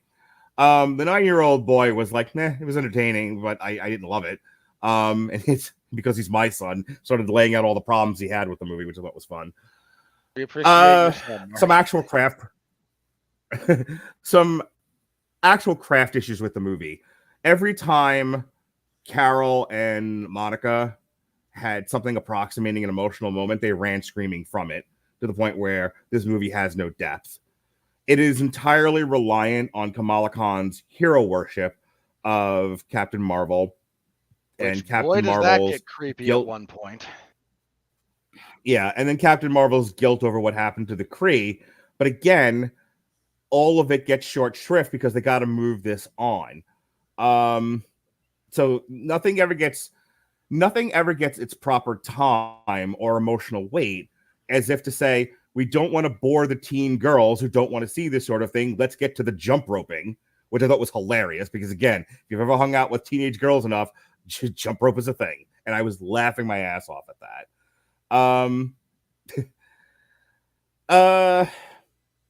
The performances, everyone's been saying that Iman Vellani, this is Marvel, she gives the best performance of the entire cast. She seems earnest. She seems pretty believable in what she's doing.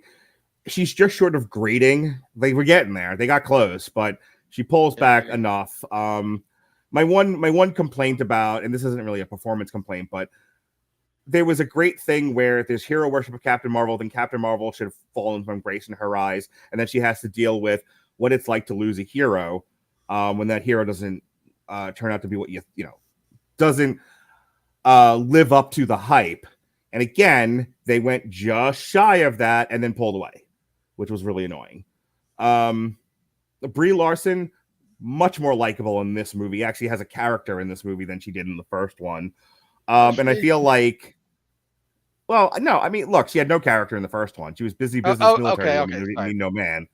Here, Relative to Captain Marvel 1, yes, there's something she's not more playing her character from she's not playing her character from Kong Skull Island.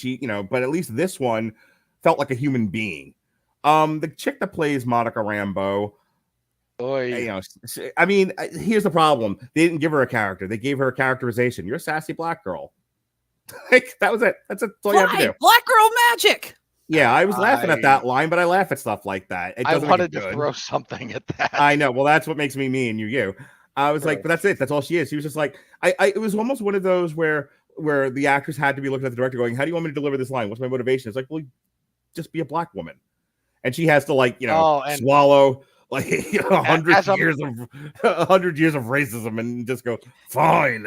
I know what you mean. I feel like the bits of Kamala trying to give her a code name, and actually, if you paid attention, majority of the code names she gives are names that Monica has, they're monikers Monica has used in the comics. So a nice little nod in there. But I thought it was just cute. She's like, I don't need a code name. Yeah, I was waiting for her to get the photon, and they never got there. Can I tell you the only time that I laughed in this movie? Which was what? When that poor actress has to run in that costume. It looks like her direction was look like every negative stereotype about women running look like that, and that's what she does. It's I like the musical sequence, but again, I like musicals. I like funny stuff. I like the fact there was a certain Schadenfreude that I was experiencing in the movie where like this is gonna piss off so many guys, the 5 that go see this.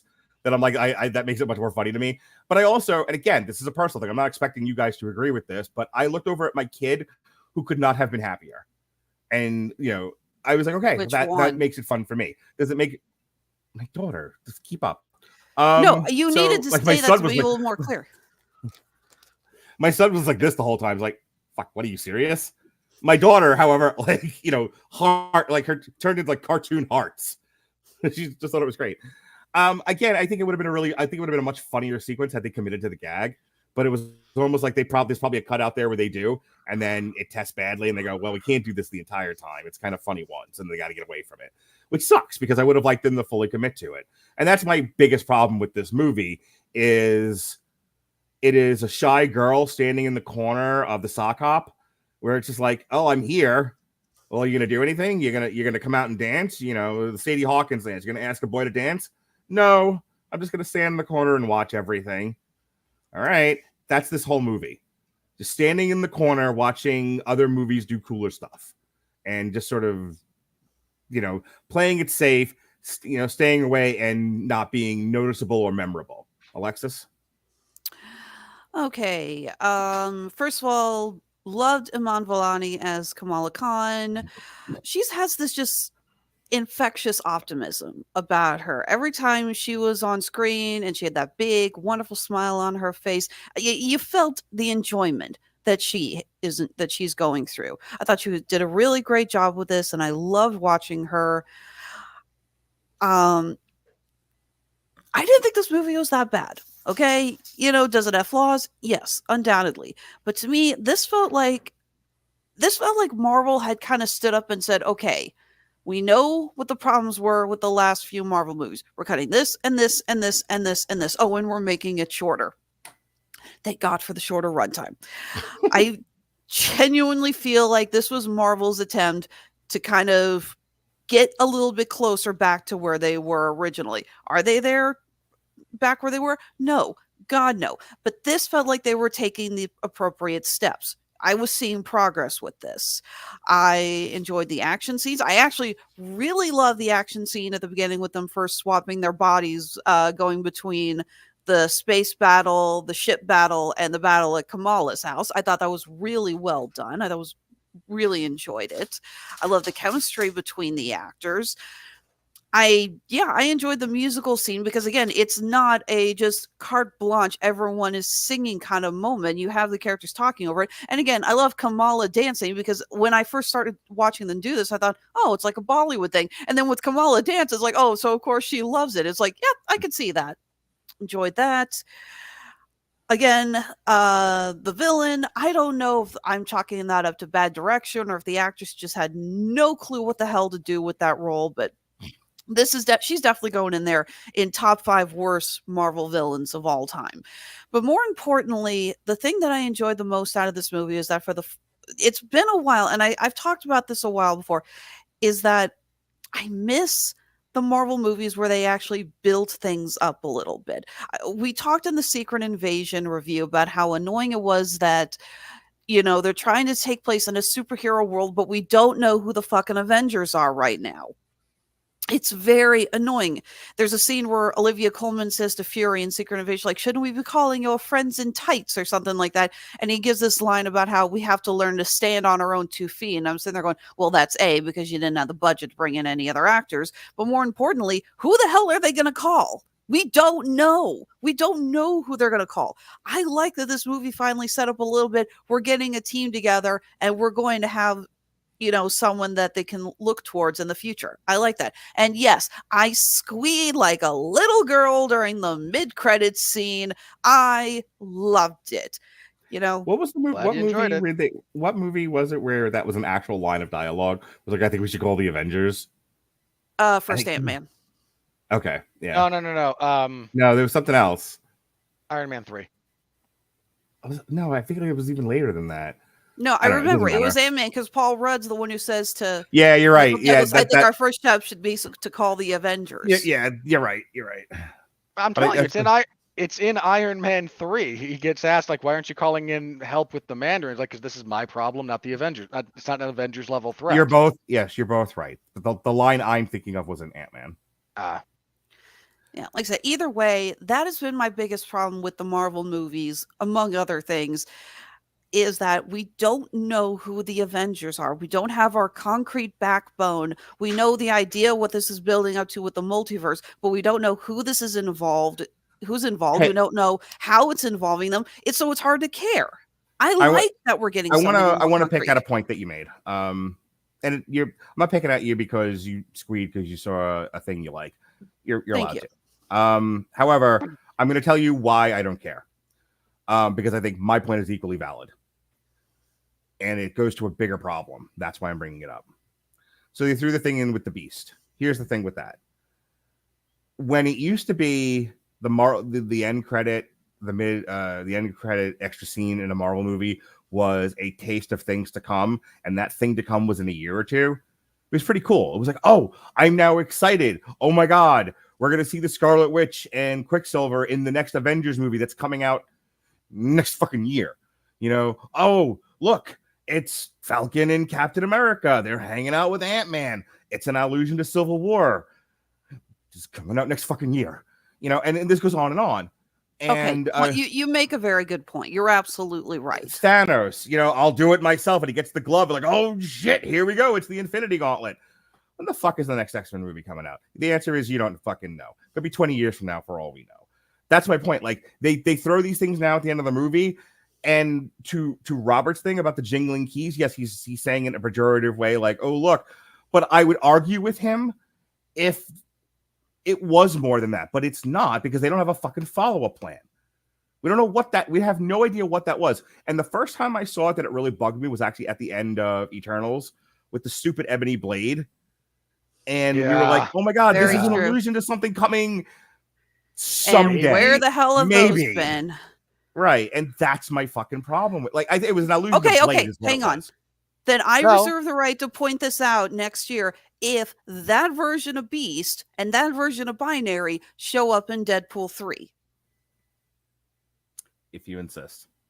Fair. No, that's fair. Like, look. I'm just saying, we've been hearing news about, I'm sorry, how many cameos in Deadpool 3? That's also why I'm not really like committing to giving you, credit for that when everybody and their mother from the Fox universe is going to be in that movie. I'm just saying, if those versions do show up, then my point gets to stand. If they don't, no, it doesn't. It doesn't if there's no weight to it. So the thing that would happen at the end of these is that it would allude to something that had weight to it in the very near future. If something about Beast and Binary happens in Deadpool that actually matters to the plot, point Alexis.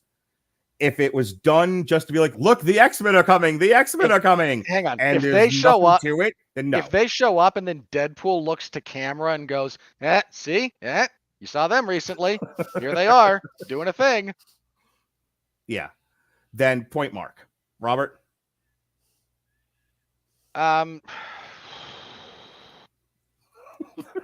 And that's Robert's review. Sigh. I can't look. If I didn't have a gimmick for this podcast, I can tell you these days my inclination with movie reviews has been to make my statements very short. At an hour and a half? God, I hope so. I didn't like it. I didn't like anything about it. Almost anything. I can't quite say there's nothing good. I know why people liked it. I know why people who came out and said I had a good time had a good time. Godspeed, party on. Didn't enjoy it. Okay. Nothing good in the interest of short statements, answer the following questions. What is your favorite color? No.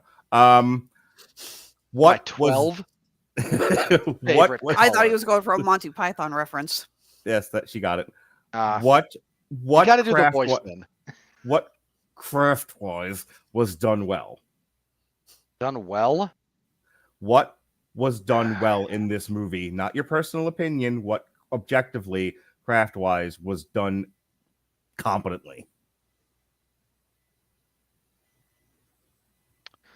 I'll echo the, Ms. Marvel for most people would be somewhat enjoyable. Mm-hmm. The fact that 90% of what she does borders on cringe humor offends me. I hate cringe humor. Agreed. Hang on. When I say offense, that's the wrong word. I don't mean that like I take objection to it. I mean it is antithetical to my sense of humor. Like, I'm actually with you. I used to have a huge problem with Three's Company for that reason.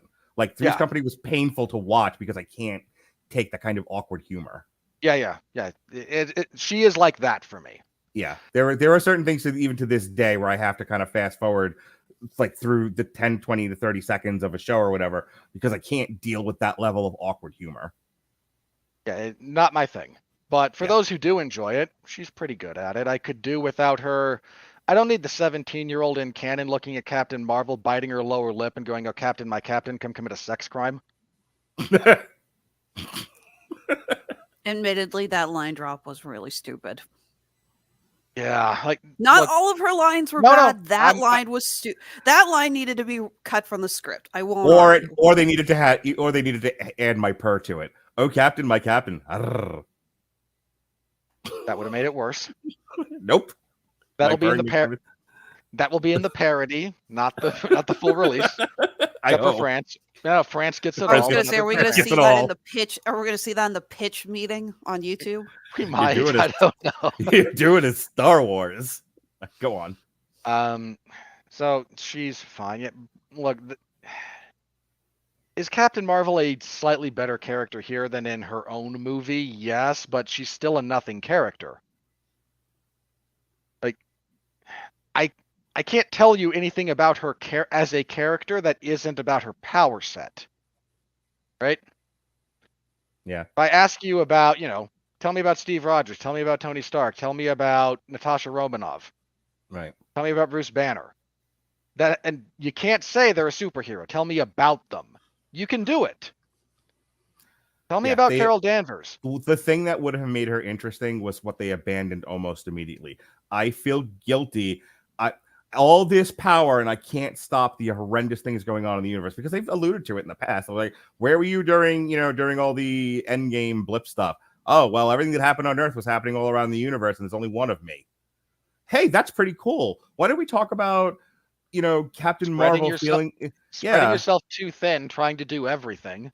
Right. Or how about the guilt of what happened at Hala, because you thought destroying the Central Intelligence was a good thing, and not that it wasn't just a good thing, but it's unintended consequence. The weight and guilt of unintended consequences.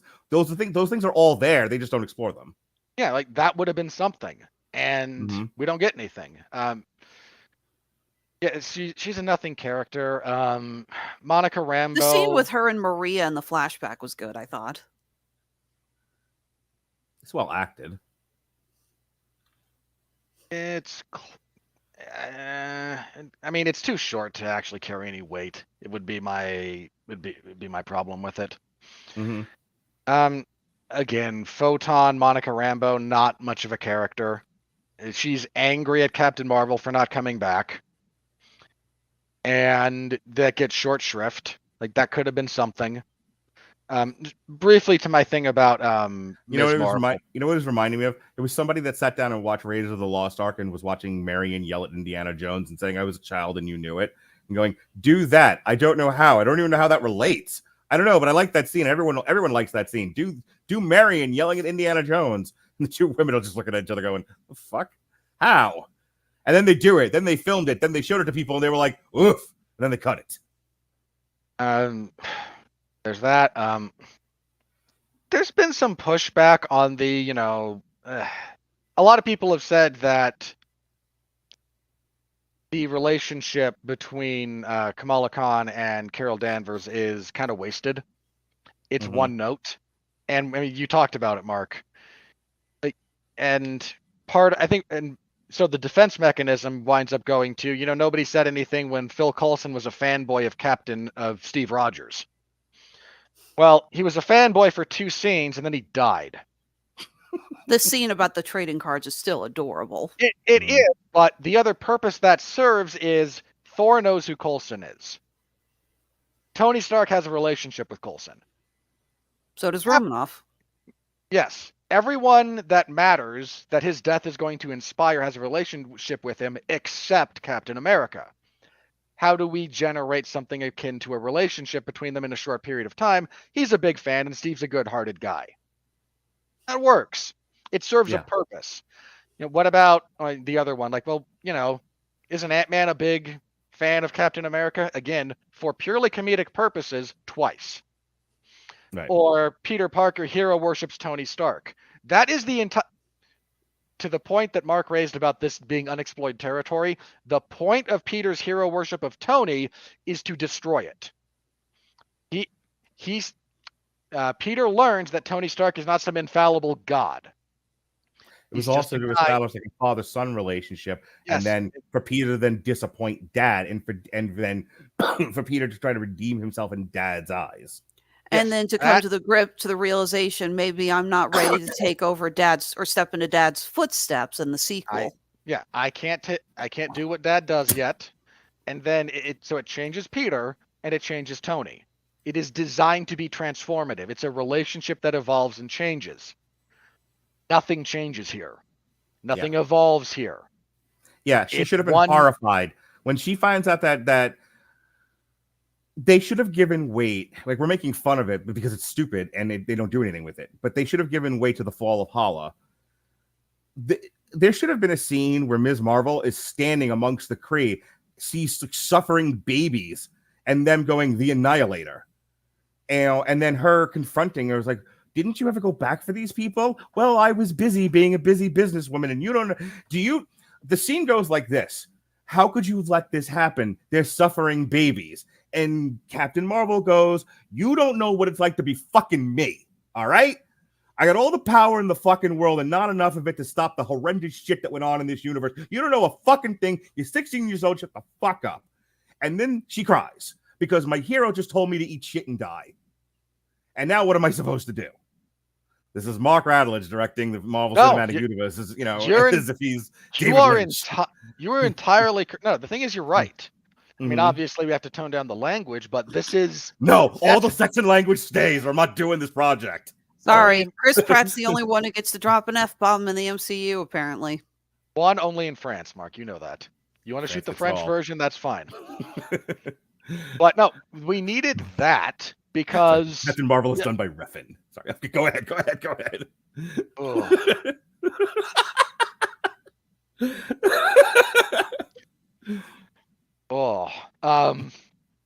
But no, we needed that. We needed her hero worship to be torn down a peg. Right. You need Captain Marvel to have some. And look, again, this should change Captain Marvel as well. This should change her from bizarre godlike entity floating around the universe, unable to put her finger in enough holes in the dam. The thing with the as much as the singing and dancing planet was hilarious the way it was, but the fact that we never go back to it and that planet should have been utterly destroyed. The taking of the water should have now changed the biochemistry of that planet to where cities got typhooned, and then everyone looks at her and goes Annihilator. And then she's got to sit there with the guilt. She's got to be fucking Superman with Supergirl in her hands, crying on the cover of the Crisis of Infinite Earth thing, going, everything I touch, I destroy. All this power to do good, and I can't save anybody. That's the Captain Marvel story we should have seen. Yeah, I don't, again, and you use that relationship, you use that hero worship and that, mentor relationship dynamic to change both characters. This isn't hard. Mm-hmm. And yet, they run screaming away from that because reasons. Because teen girls don't want to see that kind of thing. They want to see, cats, literally. Teen girls don't want to see this movie as a general rule. Again, we'll get to that with the money. Can we move on to the money? I think we've ransacked this movie enough. I have two other things that I have to say, or it'll drive me nuts. I mentioned already, the entire subplot with Fury and the cats is stupid. It's there to jingle. I'm going to say it again. It's there to jingle keys.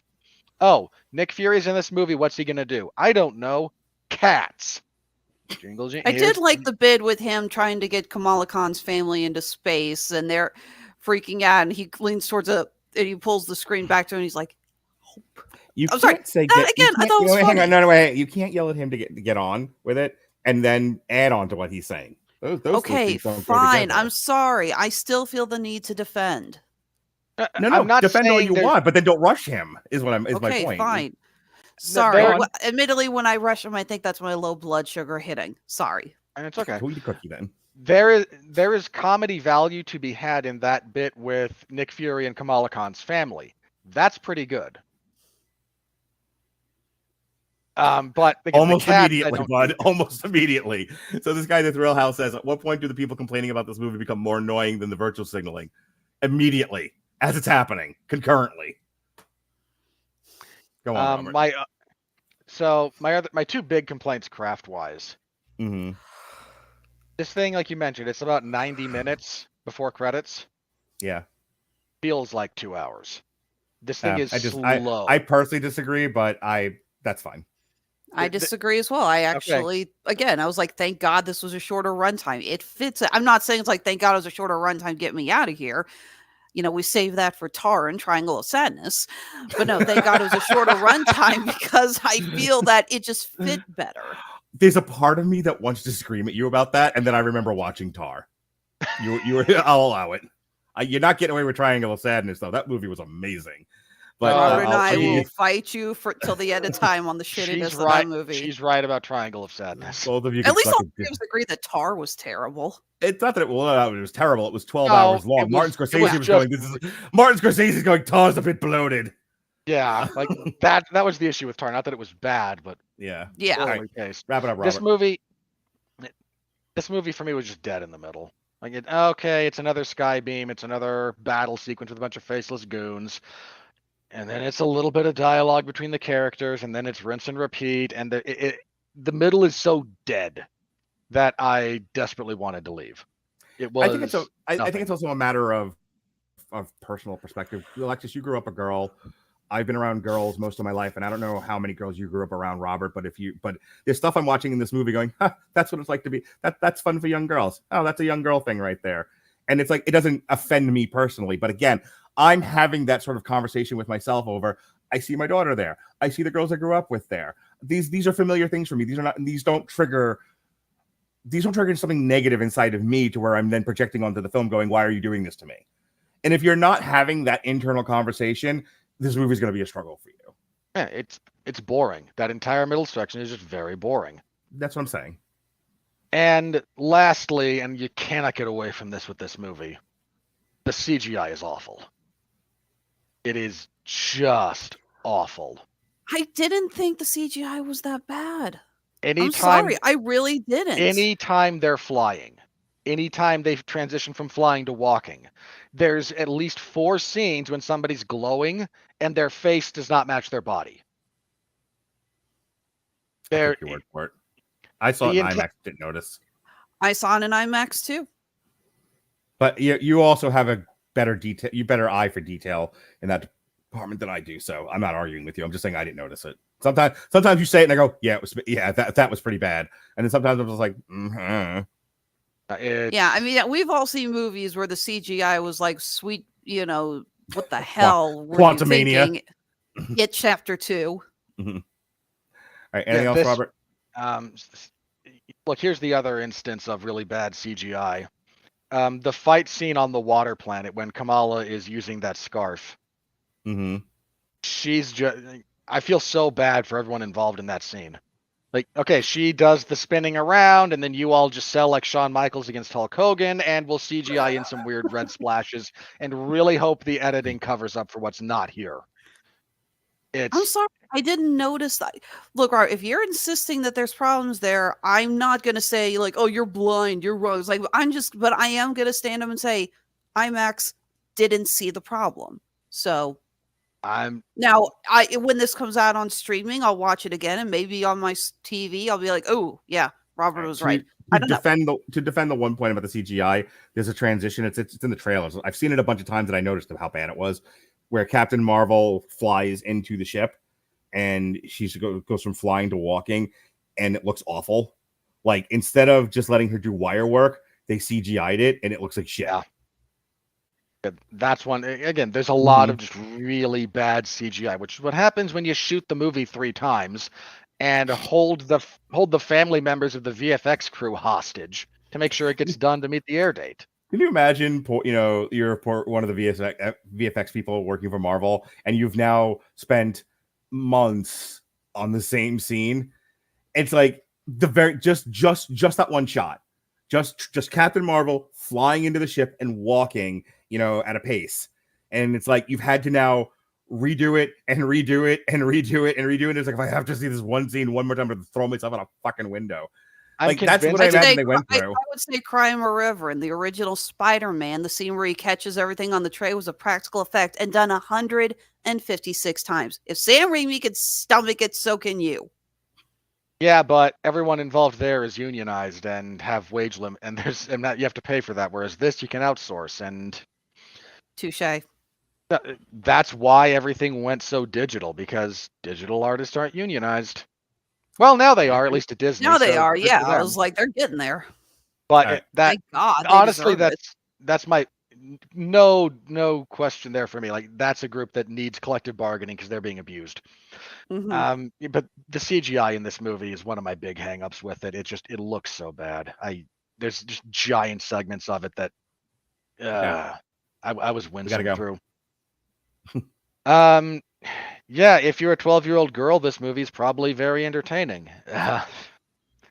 If you are a 12-year-old girl who thinks about the movie for more than about 5 seconds, it probably falls apart. Oh, she wasn't going to do that. We had other things to do.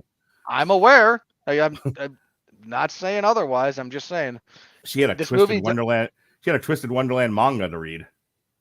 Nothing about this movie she's holds into up that to stuff? scrutiny. Yes.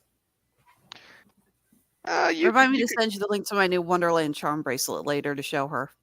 Okay. Just don't let her get into Dead Man's Wonderland yet. That's for later. Terrific. All right, folks. With that said, we're almost 2 hours into this. There was a part of me tonight that almost told Robert, "Hey, let's keep this to 90 minutes tonight." I'm like, "No, if I do that, we won't do it." I didn't think we were going to go 2.5 hours, though. Jesus fucking Christ. With that said, here comes the money. We're in the money. We're in the money.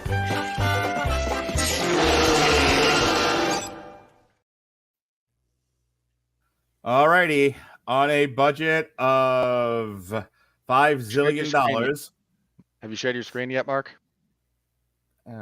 Yeah, it was supposed to do it automatically. There it goes. Yeah. One of my jobs for these is to double check the production things for Mark because he has a bunch of stuff that he's doing. On a budget of $274.8 million gross, it says here, the box office was at the time of this recording, which is the Monday after it came out, $109.3 million. Can you scroll down, please? Dollars.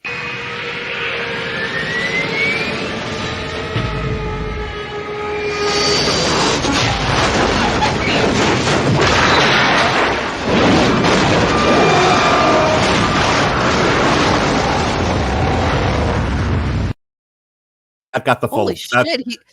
I was like, you actually let the whole thing play out. Yeah, this is so bad. I let the whole clip play. As of November 12th, 2023, The Marvels has grossed $46.1 million in the U.S. and Canada, and $62.8 million in other territories for a worldwide total of $150. In the U.S. and Canada, The Marvels was released alongside Journey to Bethlehem, and was originally projected to gross $60 million from around over 4,000 theaters in its opening weekend. After Mark, making 21 can you please scroll down the screen where all we can see is a Paddington 2 ad? I'm reading off the wiki. I haven't even gotten. Yeah. Oh, okay. Let me do my job. After making 21 point, let me clear my throat. After 21.3 million on its first day, including 6.6 million from Thursday night previews, down from 20.7 million made by the first film in 2019. Yeah. Estimates were lowered to 47.52 million, and then to $150, and then Disney executives started jumping out windows. It went on to debut 46.1 million, topping. Hey, no, jumping. They were pushed. And we're clearing you out of here. We'll take care of you. If you want your family taken care of, you know what to do. Topping the box office and making the best opening figure for a black female directed film on a Tuesday under the pale moon really sky. pulling this many qualifiers out here for this? This was the best opening figure for a black female director gay kangaroo. Jesus Christ. But was the lowest opening weekend total ever for an MCU film. That's the relevant point. Yes, the AV Club highlighted the film's opening weekend made way more than everything else, but there was nothing else in the theater, which potentially suggests a particularly slow weekend for theaters. Some publications have labeled the film a box office bomb. And I know reading's not popular outside of romance novels, but this is what 1984 was about. That line right there, people. Listen to Professor Mark tell you about English literature and Uncle George Orwell, who talked to you about the newspeak, about how the world, future, man. and about the world, and and propaganda. Ladies and gentlemen, this is the best example of what George Orwell predicted in the the 30s. He talked about this, or the 50s rather. Yeah, some publications have labeled the film a box office bomb. Like, no one knows how to do math. Some publications. The fuck out of here. However, it was the number one movie of the weekend because nothing else was out. I was gonna say there was a couple of new releases, but I seriously doubt Journey to Bethlehem ever had a chance. No, it not. Ironically, it didn't have a snowball's chance in hell. I would have popped if it had. Just for the record. This would be a whole other segment if Journey to Bethlehem was the #1 movie of the weekend. Hang on. Okay. Serious question about the Marvels. Yeah. More or less than Morbius? I'm going to continue to do that if you want to look it up, and then we can talk about it. So the Marvels was the #1 movie of the weekend with a gross of $46 million and over 4,000 theaters. That knocked Five Nights at Freddy's from 1 to 2 in its third week. I think the first weekend drop was something, because we didn't do Damn You Hollywood last week, so it was like a 70% drop. Now it's a 50% drop. So yeah, everyone who wanted to see that movie in the theater saw it the first weekend. Taylor Swift, which we're not going to review. If I might make the obvious pun. Yeah. There were only 5 nights spent at Freddy's, then they went elsewhere. Taylor Wouldn't Swift. there technically be 3 nights at Freddy's, then everyone went elsewhere? I don't know. That doesn't work as well for a bad You know joke. what's more fun than explaining the joke? Correcting the joke. Taylor Swift, to the fourth time I'm going to say it now. 2 to 3. Priscilla, which I want to see, from A24. Hey, look, a movie for adults. That maintained its spot at #4. Killers of the Flower Moon dropped from 3 to 5. The Holdovers opened in a bunch of theaters, so that jumped from 16 to 6. Journey to Bethlehem made its debut at #7. Tiger 3, the sequel to Tiger 2, debuted at #8. Radical dropped from 5 to 9. Paw Patrol 7 to 10. The Exorcist 6 to 11. After Death 8 to 12. What Happens Later 9 to 13. It's a Wonderful Knife debuted at What #14. the hell is It's a Wonderful Knife? I have not even. Search me. Holiday themed horror movie. Don't worry about it. Saw X dropped from 11 to 15. Anatomy of a Fall 15 to 16. Freelance 10 to 17. The Moss King 14 to 18. The Creator 14 to 19. And Dream Scenario debuted at #20. Other debuts this week were The Great Turkey Town Miracle at #23. Orlando, My Political Biography, #36. And that was the weekend that was. Worldwide. Barbie, Super Mario, Oppenheimer did not, even with its IMAX release, has not made $1 billion yet, and that makes us sad. I'm fine. I'm fine with Oppenheimer being where it is. It's like a victory for cinema. Cinema! Chances are pretty good it's going to get a re-release early next year because it's going to rake in a ton of Oscar nominations. Oh, if it can make it to the 50 million, it'll cross the finish line, and then we can all yell "Cinema" together. Guardian. We will release a TikTok of all of us yelling "Cinema." The cinema. Cinema. Cinema. Ma. Fast X, Spider-Man, Little Mermaid, Mission Impossible, Elemental. Medical from last week. Nothing has changed. Robert Winfree, my love, my one and only, my true, my blue velvet.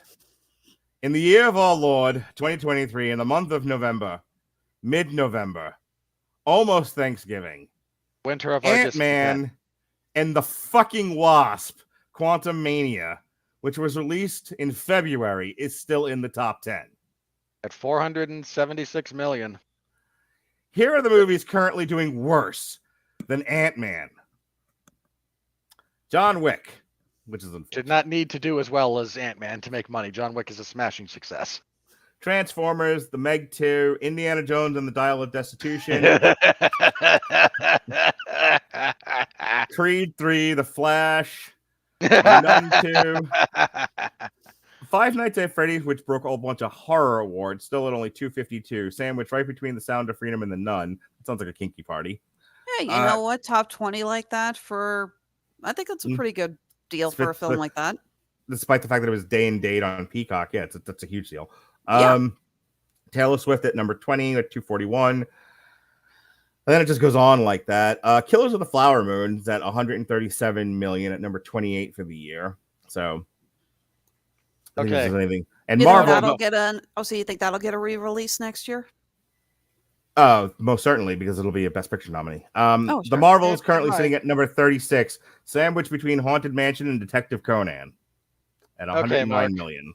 Yes, so sir. Black Iron Submarine. Serious question. Again, super serious. Super serial. This was a movie that cost almost $300 million to make. Yep. Where does it end? Where does this movie end up? Well, it's apparently bombed in China, so I'm surprised they even released it in China. This weekend coming up is Hunger Games. So answer your question. We've got the Hunger Games, then we have Wish, and then we have Napoleon, if I remember correctly. Aquaman's then- in there. Well, there's a break of anything that we're reviewing, and then we've got Wonka, and then Aquaman, and then we're done for the year. So Hey, I'm hang gonna on. go with I have to ask. Yeah, The I new answer your Wonka. first question. Okay, hang on. Yeah, This well, is short. let me answer your. Can I answer your first question or no? First one's speculative and will lead to discussion. Second is yes or no. Yes, sir. Is it true that the new Wonka is actually a musical? And they've just removed all the musical elements from the trailer? I'm wikiing it. I'll find out. Thank you. While she wikis, I'm gonna go ahead and say this thing stays between 300 and 400 million. My prediction right now is it does not make more than Ant-Man and the Wasp, which to me is the funniest thing this year so far. I was going to ask, not Ant-Man and the Wasp. There was something else in that, again, kind of in that same space. So not going to break the top 10. Not going to get these 600-700 million it needs to be profitable. Geez, where do I think? 'Cause I'm slightly less optimistic than you are. Well, I mean, so hang on. Well, I'm trying to think of what. Well, hang on. Like, the Flash made 270 and Indiana Jones made 383. So Okay. I'm using those as sort of like points of comparison for this kind of a movie. I would say that's actually good bookends. I say it sticks between 270 and 380 Okay, because I don't think it's going to do better than Indiana Jones, but I don't think it's going to do worse than the Flash. I think it Clear your might. throat? No. This might be my funny thing. Yeah. If the Marvels makes less than the Flash, that's about the funniest outcome for all of this, isn't it? It would be hilarious. I mean, I think the admission to move that Marvel had to move everything into 2024 and 2025 and rewrite all of its movies is them saying we give up. So I was briefly watching a football game on Sunday. It was the Giants versus Dallas. I think Dallas was like mollywhopping the Giants 42-7. And I looked over at Melissa and I'm like, can't we just mercy rule this? She's like, yeah, football doesn't work that way. I kind of feel like Disney and Marvel have like mercy ruled their film production. They know they've lost. They know it's over. They know the Marvel Cinematic Universe as we know it is dead.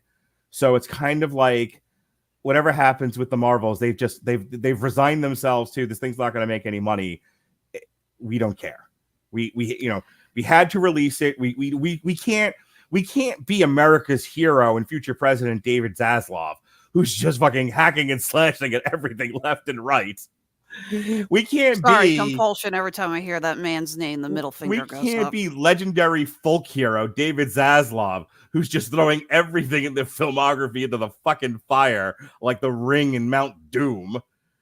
We can't be Ronald Reagan of film, David Zaslav. They had to release this movie. You can't liken Zaslav to anything with Lord of the Rings. WB still owns those, and I don't want anything bad to happen to them. David Zaslav's like running through the film library, like I'm throwing this in the fire. That's already out. That's the Lord of the Rings. Fuck them, and just throws it in the fire. I see him running around with a pair of scissors, just slicing all the film reels into itty bitty pieces, and then throwing it up in the air like confetti. Side note, answer to your question. No, wait, hold that thought, because I'm riffing now. Do you remember when we did the Bugs Bunny thing? We were talking about Cicero, and I pitched we need a Cicero show. Yes, running around and destroying things. Okay, same show, but it's David Zaslav running through Warner Brothers. It's like there's somebody shooting a movie. He's like smashing cameras. Hey, I'm David Zaslav.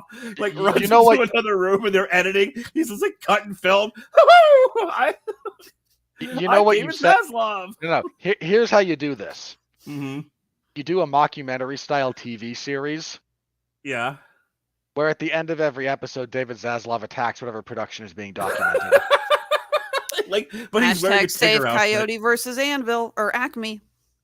Oh my god, I want a show where at the end where they're doing that, and at the end of it, David Zaslav just jumps on people in a Tigger outfit. He's like, the wonderful thing about Zaslavs are wonderful things. No, you see, I see he needs to be dressed up as the gremlin from the Bugs Bunny cartoon. A little more fitting. Okay, and in answer to your question, Robert, actually, quick question. Are either of you familiar with a band called the Divine Comedy? I know the name. Okay, because the lead singers contributed original songs to the film. So, yes, is a musical. We have Hollywood Music and Media Awards. Ceremony is actually in a few days. And Timothée Chalamet is up for Best On-Screen Performance for singing A World of Your Own. So we're desperately trying to draw attention to our awards program by nominating this guy. Two songs are nominated for Best Original Song. One is A World of Your Own, and the other one is You've Never Had Chocolate Like This. Yes, my good friend, this is, in fact, a musical. That I'm they still have stuck on David Zaslav wrecks the Warner Brothers film library. it just and attacks everything in Warner. it. The finale of our series is him, Bugs Bunny style, taking a saw to the legs of the Warner Brothers water tower and just tipping it over under the flaming pile of rubbish. And then the Warners jump out and scream, "God help us!" They retroactively shoot him in the middle of an Aquaman set. He just punches out Amber Heard. That would get cheered. Look, he's our personal hero at the Radulich and Broadcasting Network. Everyone loves David Zaslav. Everyone. Once again, Mark employing newspeak for the purposes of newspeak. All right, so no, just because we're going to talk a little bit about what's coming up. Very, very briefly. The lack of honesty in marketing these days in the movies is starting to annoy me. So the Wonka trailer is Wonka trailer's out. Right, I've seen it. Not a hint that it's a musical. No, that's why when you asked, I was like, not that I can see in the trailer, which goes to your point. This coming week we have the Hunger Games prequel, right? Yep. And Eli Roth's Thanksgiving. I'm actually more excited for that, but that's because You're not on the damn U Hollywood for it. That's because you had to do it on a Wednesday that I'm not available. There's only Wednesdays left in frickin' December. Mark booked the whole month. I'm aware, and every other Wednesday I'm not available in the evenings. That's how it fell. But I've talked with people now who have seen the new Hunger Games. Wildly misleading trailers. Terrific. I believe All right. it. All right. Okay, just if you want the actual elevator pitch for Song of Songbirds and Snakes, Rachel Zegler's character, not in there very long. Are you shitting me? The movie is about Snow's rise to power. Are you seriously? She's not in the movie very much because she's all over the fucking trailer. I thought she was the star of the thing. That movie is about Snow going from being a good guy I heard it pitched as like Anakin, like good guy with baggage. That baggage is manipulated, not dealt with, and turns toxic, and he turns into President Snow. Dude, my daughter's gonna be pissed. I'm sure. Has she read the book? She was. Well, I mean, she likes. Has she read the book? And she was assuming this was a starring vehicle for her, and she was very excited about that.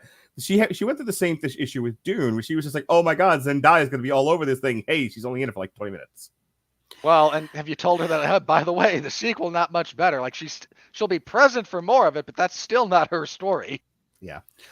All right, moving on. Let's enjoy Rachel Zegler before her career completely implodes in Snow White. Already imploding. And with that said, every time that woman opens her mouth, man, just every time. Speaking of opening one's mouth, the critical review. Are you ready? No! I said, are you ready? No, God! No, God, please, no! No! No! No! All right. We have a tomato meter reading. The shills came out for this in force to save that from a. I gotta see the verified difference on this. If you'd let me, we'll get there. But this started out as rotten, and then it got inflated up to 62%, and then the audience score. Yet again, proving my point of people who don't care about movies love these sort of movies at 84%. Funny, refreshingly brief, and elevated by the. I like how the leading fucking compliment of this movie is it was short. Oh, good, I didn't have to waste too much time here. And elevated by the chemistry of its three leads, The Marvel is easy to enjoy in the moment despite its cluttered story and jumbled tonal shifts. All right. Even the ChatGPT consensus says this is bad. Oi. 62. There we go. Top critics 43. Yep, nobody who knows anything about movies like this movie. Please click on the verified audience. I imagine it'll still be about the same. It's so a verified audience is 84%. All audience. Oh, I'm sorry, other button. It's still about the same. Okay. Yeah. That doesn't surprise me all that much. Like, look, you guys seem to have a generally good time. I've seen people come out of this saying it was a good movie. It's not a good movie. You enjoyed it. Those are two very different things, and it's okay. I enjoy plenty of movies. I think that's what we good. said here. We said that the movie has got a whole bunch of problems with it, but that doesn't mean I didn't have it. Me and my children, one of which thinks about these things more often than the other, didn't have a good time. And I'm allowed to say I see progress, and I see Marvel finally stepping away from the shitstorm that they've been flying through for the last few years. So, and boy, again, not a massive jump and a leap back to where they were, but steps. You see the steps. You are allowed to say you saw steps. I'm not entirely sure I'd even... Hang on. I'm not entirely sure I'd even disagree with you. I don't know. This one and the last one kind of blurred together and have just really soured me on the whole thing. So the whole theme of this podcast is Marvel as we know it is dead. We buried it in the ground, and we said our prayers, and we left flowers, and then we got in a limo, and we went to the wake. But here's Josh Larson throwing himself on top of the casket. Larson on films going, "Don't pull the plug on the MCU just yet." No, they again. I think your analogy is correct, Mark. Like, what we had is gone. That doesn't mean what we're gonna get won't be good. It just means what we had is gone, and the fact that we're not allowed to say that is a little bit troubling. Speaking of shills, Perry Nemiroff of Perry Nemiroff YouTube. Didn't she used to be a part of an actual newspaper or some shit? I don't know. Top critic. The Marvels is a vibrant and well-paced film that's packed with extremely well photographed and choreographed action. It's also brimming with cast chemistry and rocks a narrative that builds the team and the characters as individuals. She read the swear to copy God, well. Robert, you sound like you just tried to censor yourself. Like you were about to say something and someone pulled your fucking audio. I was that close. Okay. I'll profoundly disagree with you on the back half of that about what this does for the characters, which is almost nothing. We talked about that. Claiming that this is a well-choreographed movie is antithetical to good choreography. That is bull. That is absolute untruth. That's not just like a lie. It's the absolute opposite of truth. Shame on you. How dare you? That is a load of crap. The fact that you could say that with a straight face makes me wonder about just how dissociated you are from reality. Man, save yourself. He just found Kevin Carr's review. Yeah. I almost feel bad for how much we kick Kevin Carr. Kevin Carr for I speak for the majority. Take 3. For my very witty joke that I was about to say. Kevin Carr for I speak for the United States people says, surprisingly fun and full of energy. This Marvel film blends 3 different characters into a great new team. Did the people at Disney just send everyone copy for them to put in their I was going to say, that is definitely a Tick Bird review right there. You know what? I have trashed his reviews on occasion because I think they're poor. That's the first time I think we've looked at Kevin Carr and said, did you just copy the ad release? Like, seriously?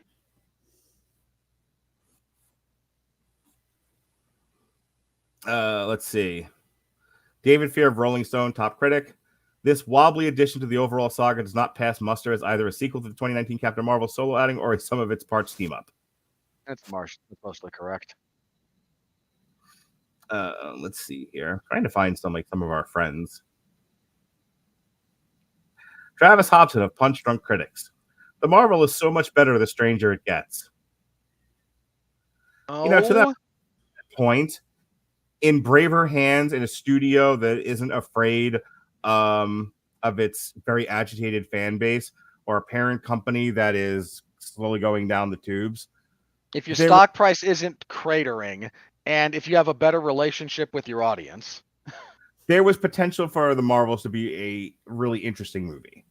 Never mind, despite all the emotional stuff that we talked about, the idea of them swapping places, there was a lot that could have been done with that besides physical comedy. That's very true. Let's see here.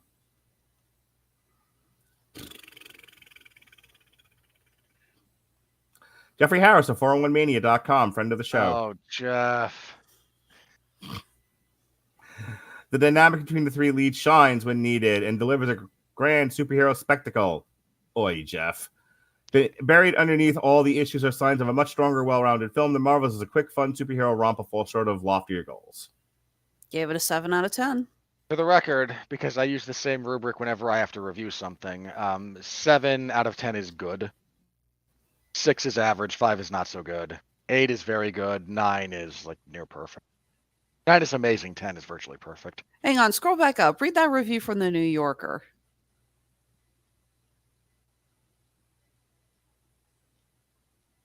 Richard Brody of the New Yorker, top critic.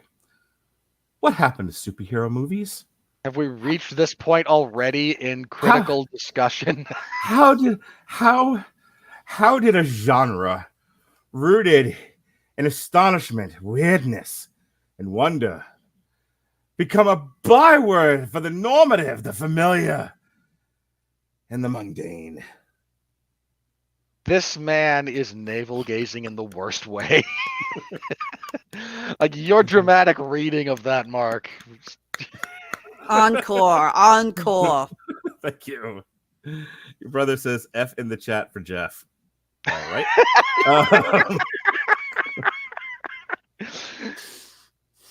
Oh, I like Jeff, but I do not agree with him on that one. He was much more positive on Godzilla -1, which I might have to take a trip. To see, but I love Godzilla movies, so that'll be worth it. Debating whether I want to watch the show on HBO Max.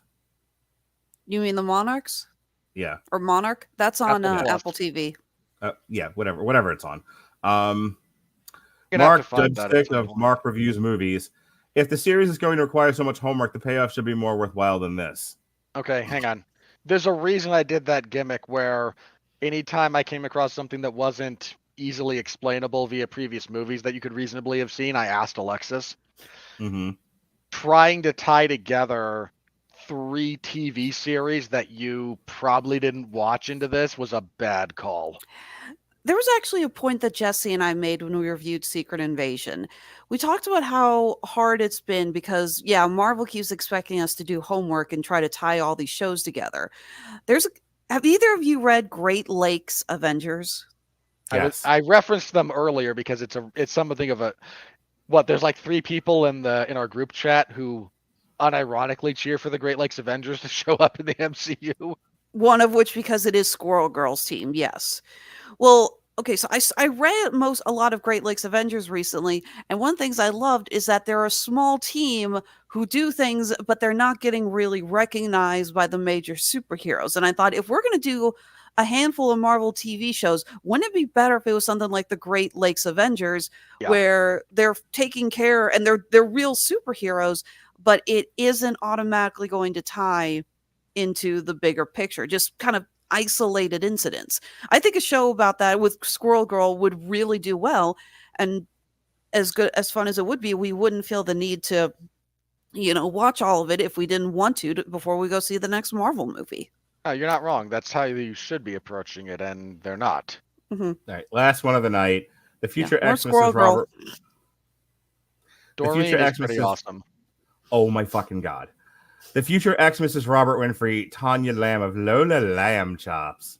Mark, at And- this point, you're the one who's gonna need the next ex-wife, not me. I don't need any more wives, thanks, ex or otherwise.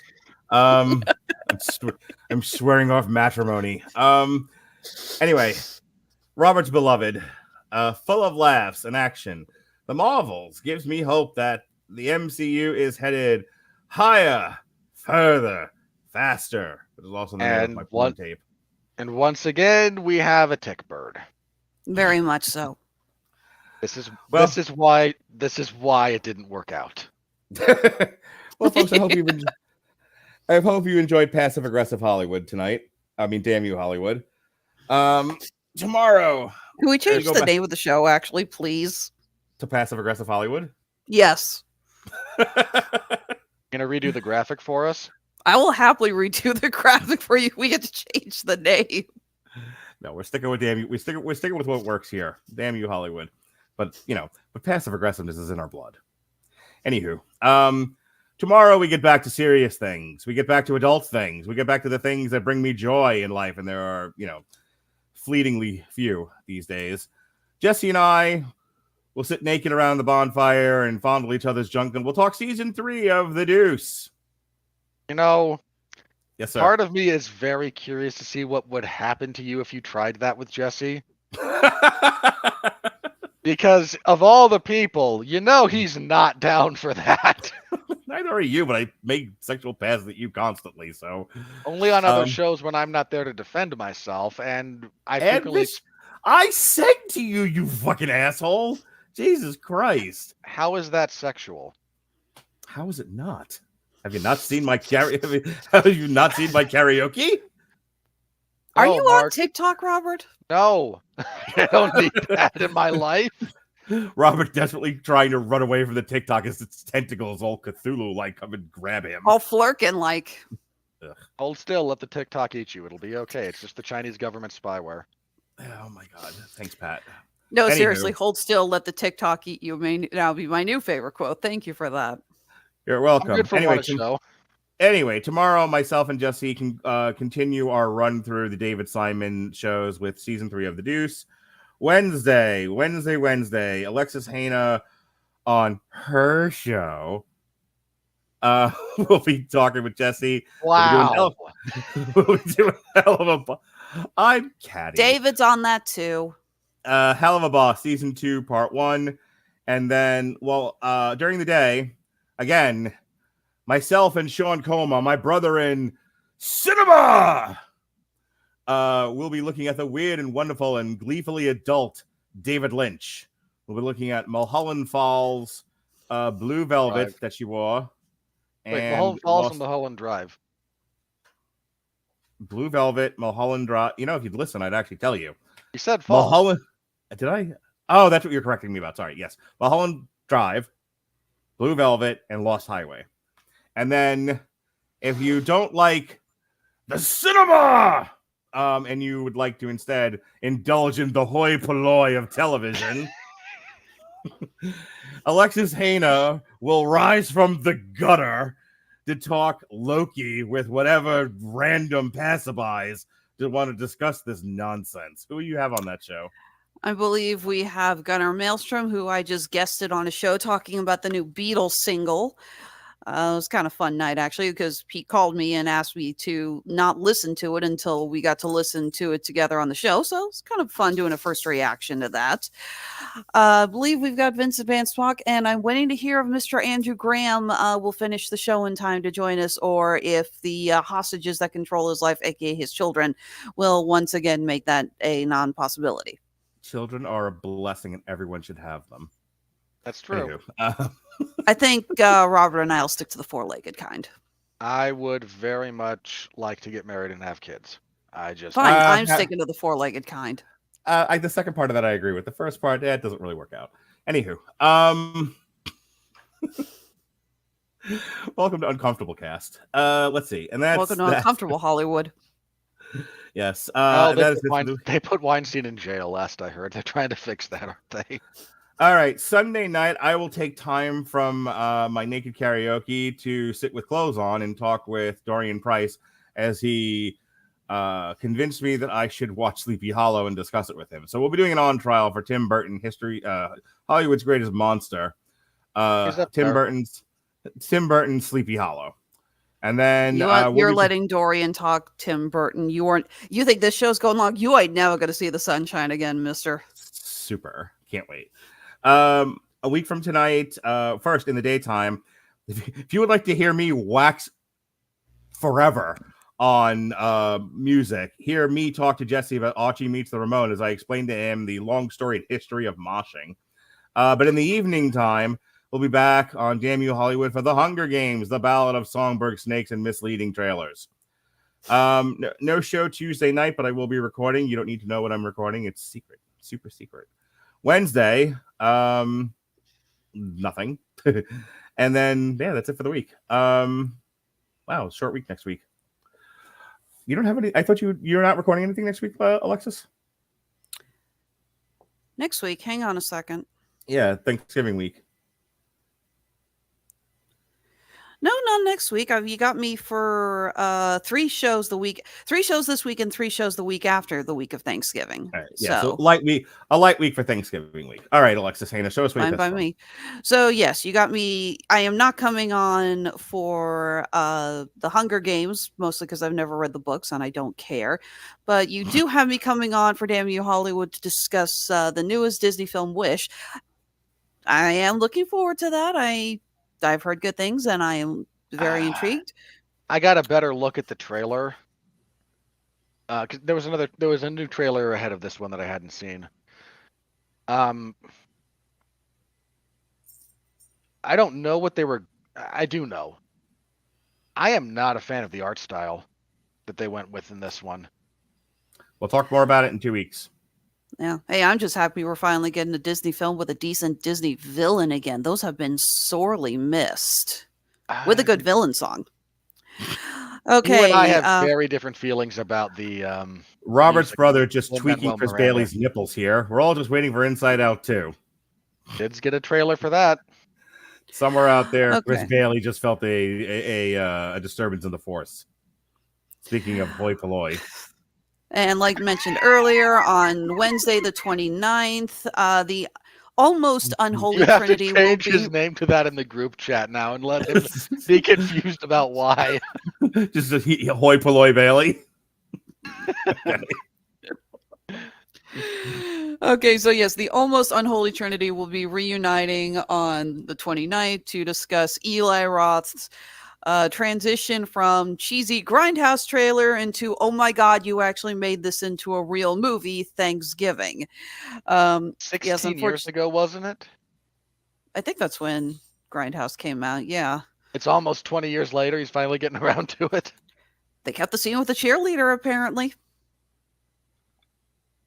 Corn cob holders into the ears is a good kill, so I'll allow that wasn't the scene with the cheerleader. Oh, which one was it? Chick stripping on a cheerleader and a knife going through it. Oh, right. Knife going into a place where knife should never go into, among other places. About to if we don't move this on. I haven't seen. I just haven't seen the mock trailer in way too long. So. Oh, I pulled it the other day to show Andre. Okay, so yes, unfortunately, Mr. Winfree is not available for that. So Jason Teasley and I are bringing in Dorian Price to fill in his shoes. So it's an almost unholy trinity. And then on the 30th, midday, Mark, you and I are doing the review of Upload Season 3. So we are Robert Winfree. Oh, sorry. God damn it. I forgot you actually have to do.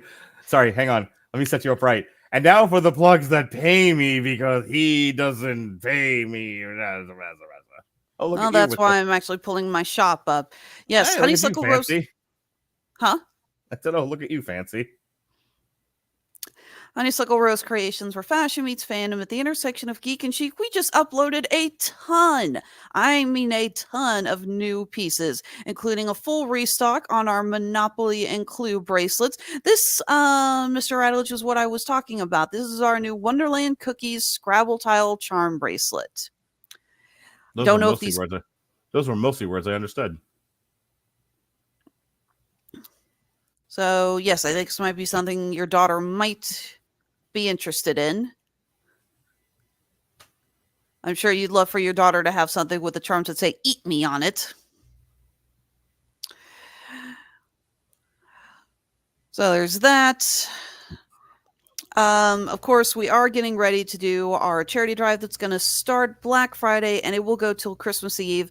For every individual order that is placed on either our Etsy shop or our Handmade at Amazon shop, we will be donating $5 to St. Jude's Children's Hospital. I believe I did ask you gentlemen earlier to share that link, and I never got a response because you guys went straight back to bitching about Marvel. So I don't know if my little humble request for a charity mention actually, flew under the radar or something. I was at work. You don't want Robert Winfree. You don't want the kind of attention that the people who follow me on different social media platforms would bring. Robert Winfree, show us all your pornography. I don't have any, Mark. Really, from what we heard or what you mentioned in the Five Nights at Freddy's review, that's questionable. I am aware of its existence. I do not possess any. Show us where you pissed from. I am not doing that either. But if you want me to tell you about some of the other things I do with my sad, pathetic existence, I'm happy to do that. Oh, you don't know sad and pathetic until you've seen Razor Ruddock versus James Toney. Yeah, I did. I'm not sorry I covered that when I see how many views it's got us, even if it's just people looking for the fight itself.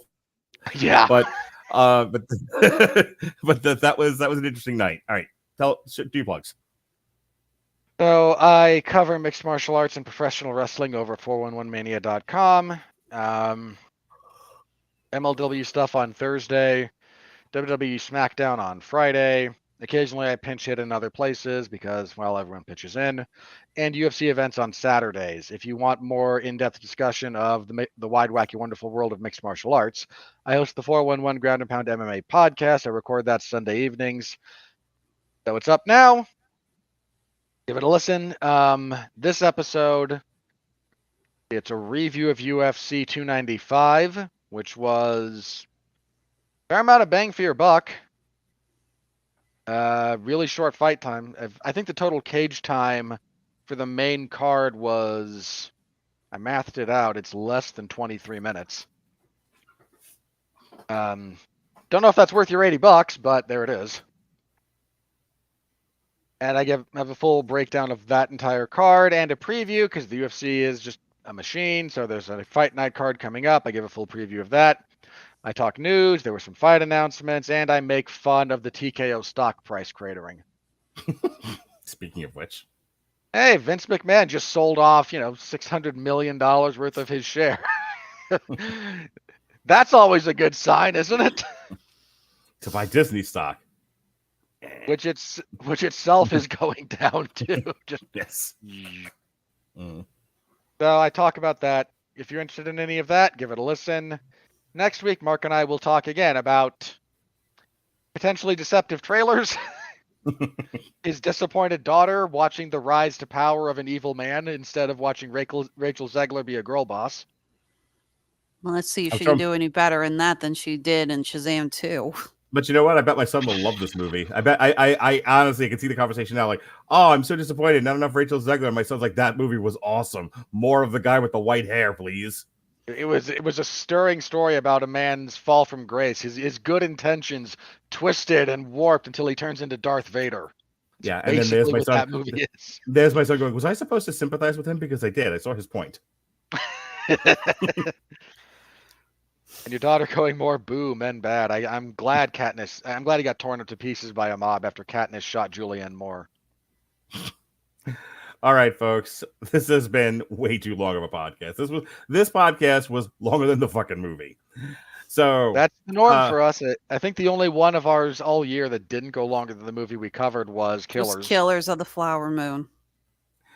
That says a lot about our podcast. Well, folks, for Alexis Hejna, dude, you wanted to have a discussion about the state of the MCU, which I think was necessary, but added to the runtime. A little bit.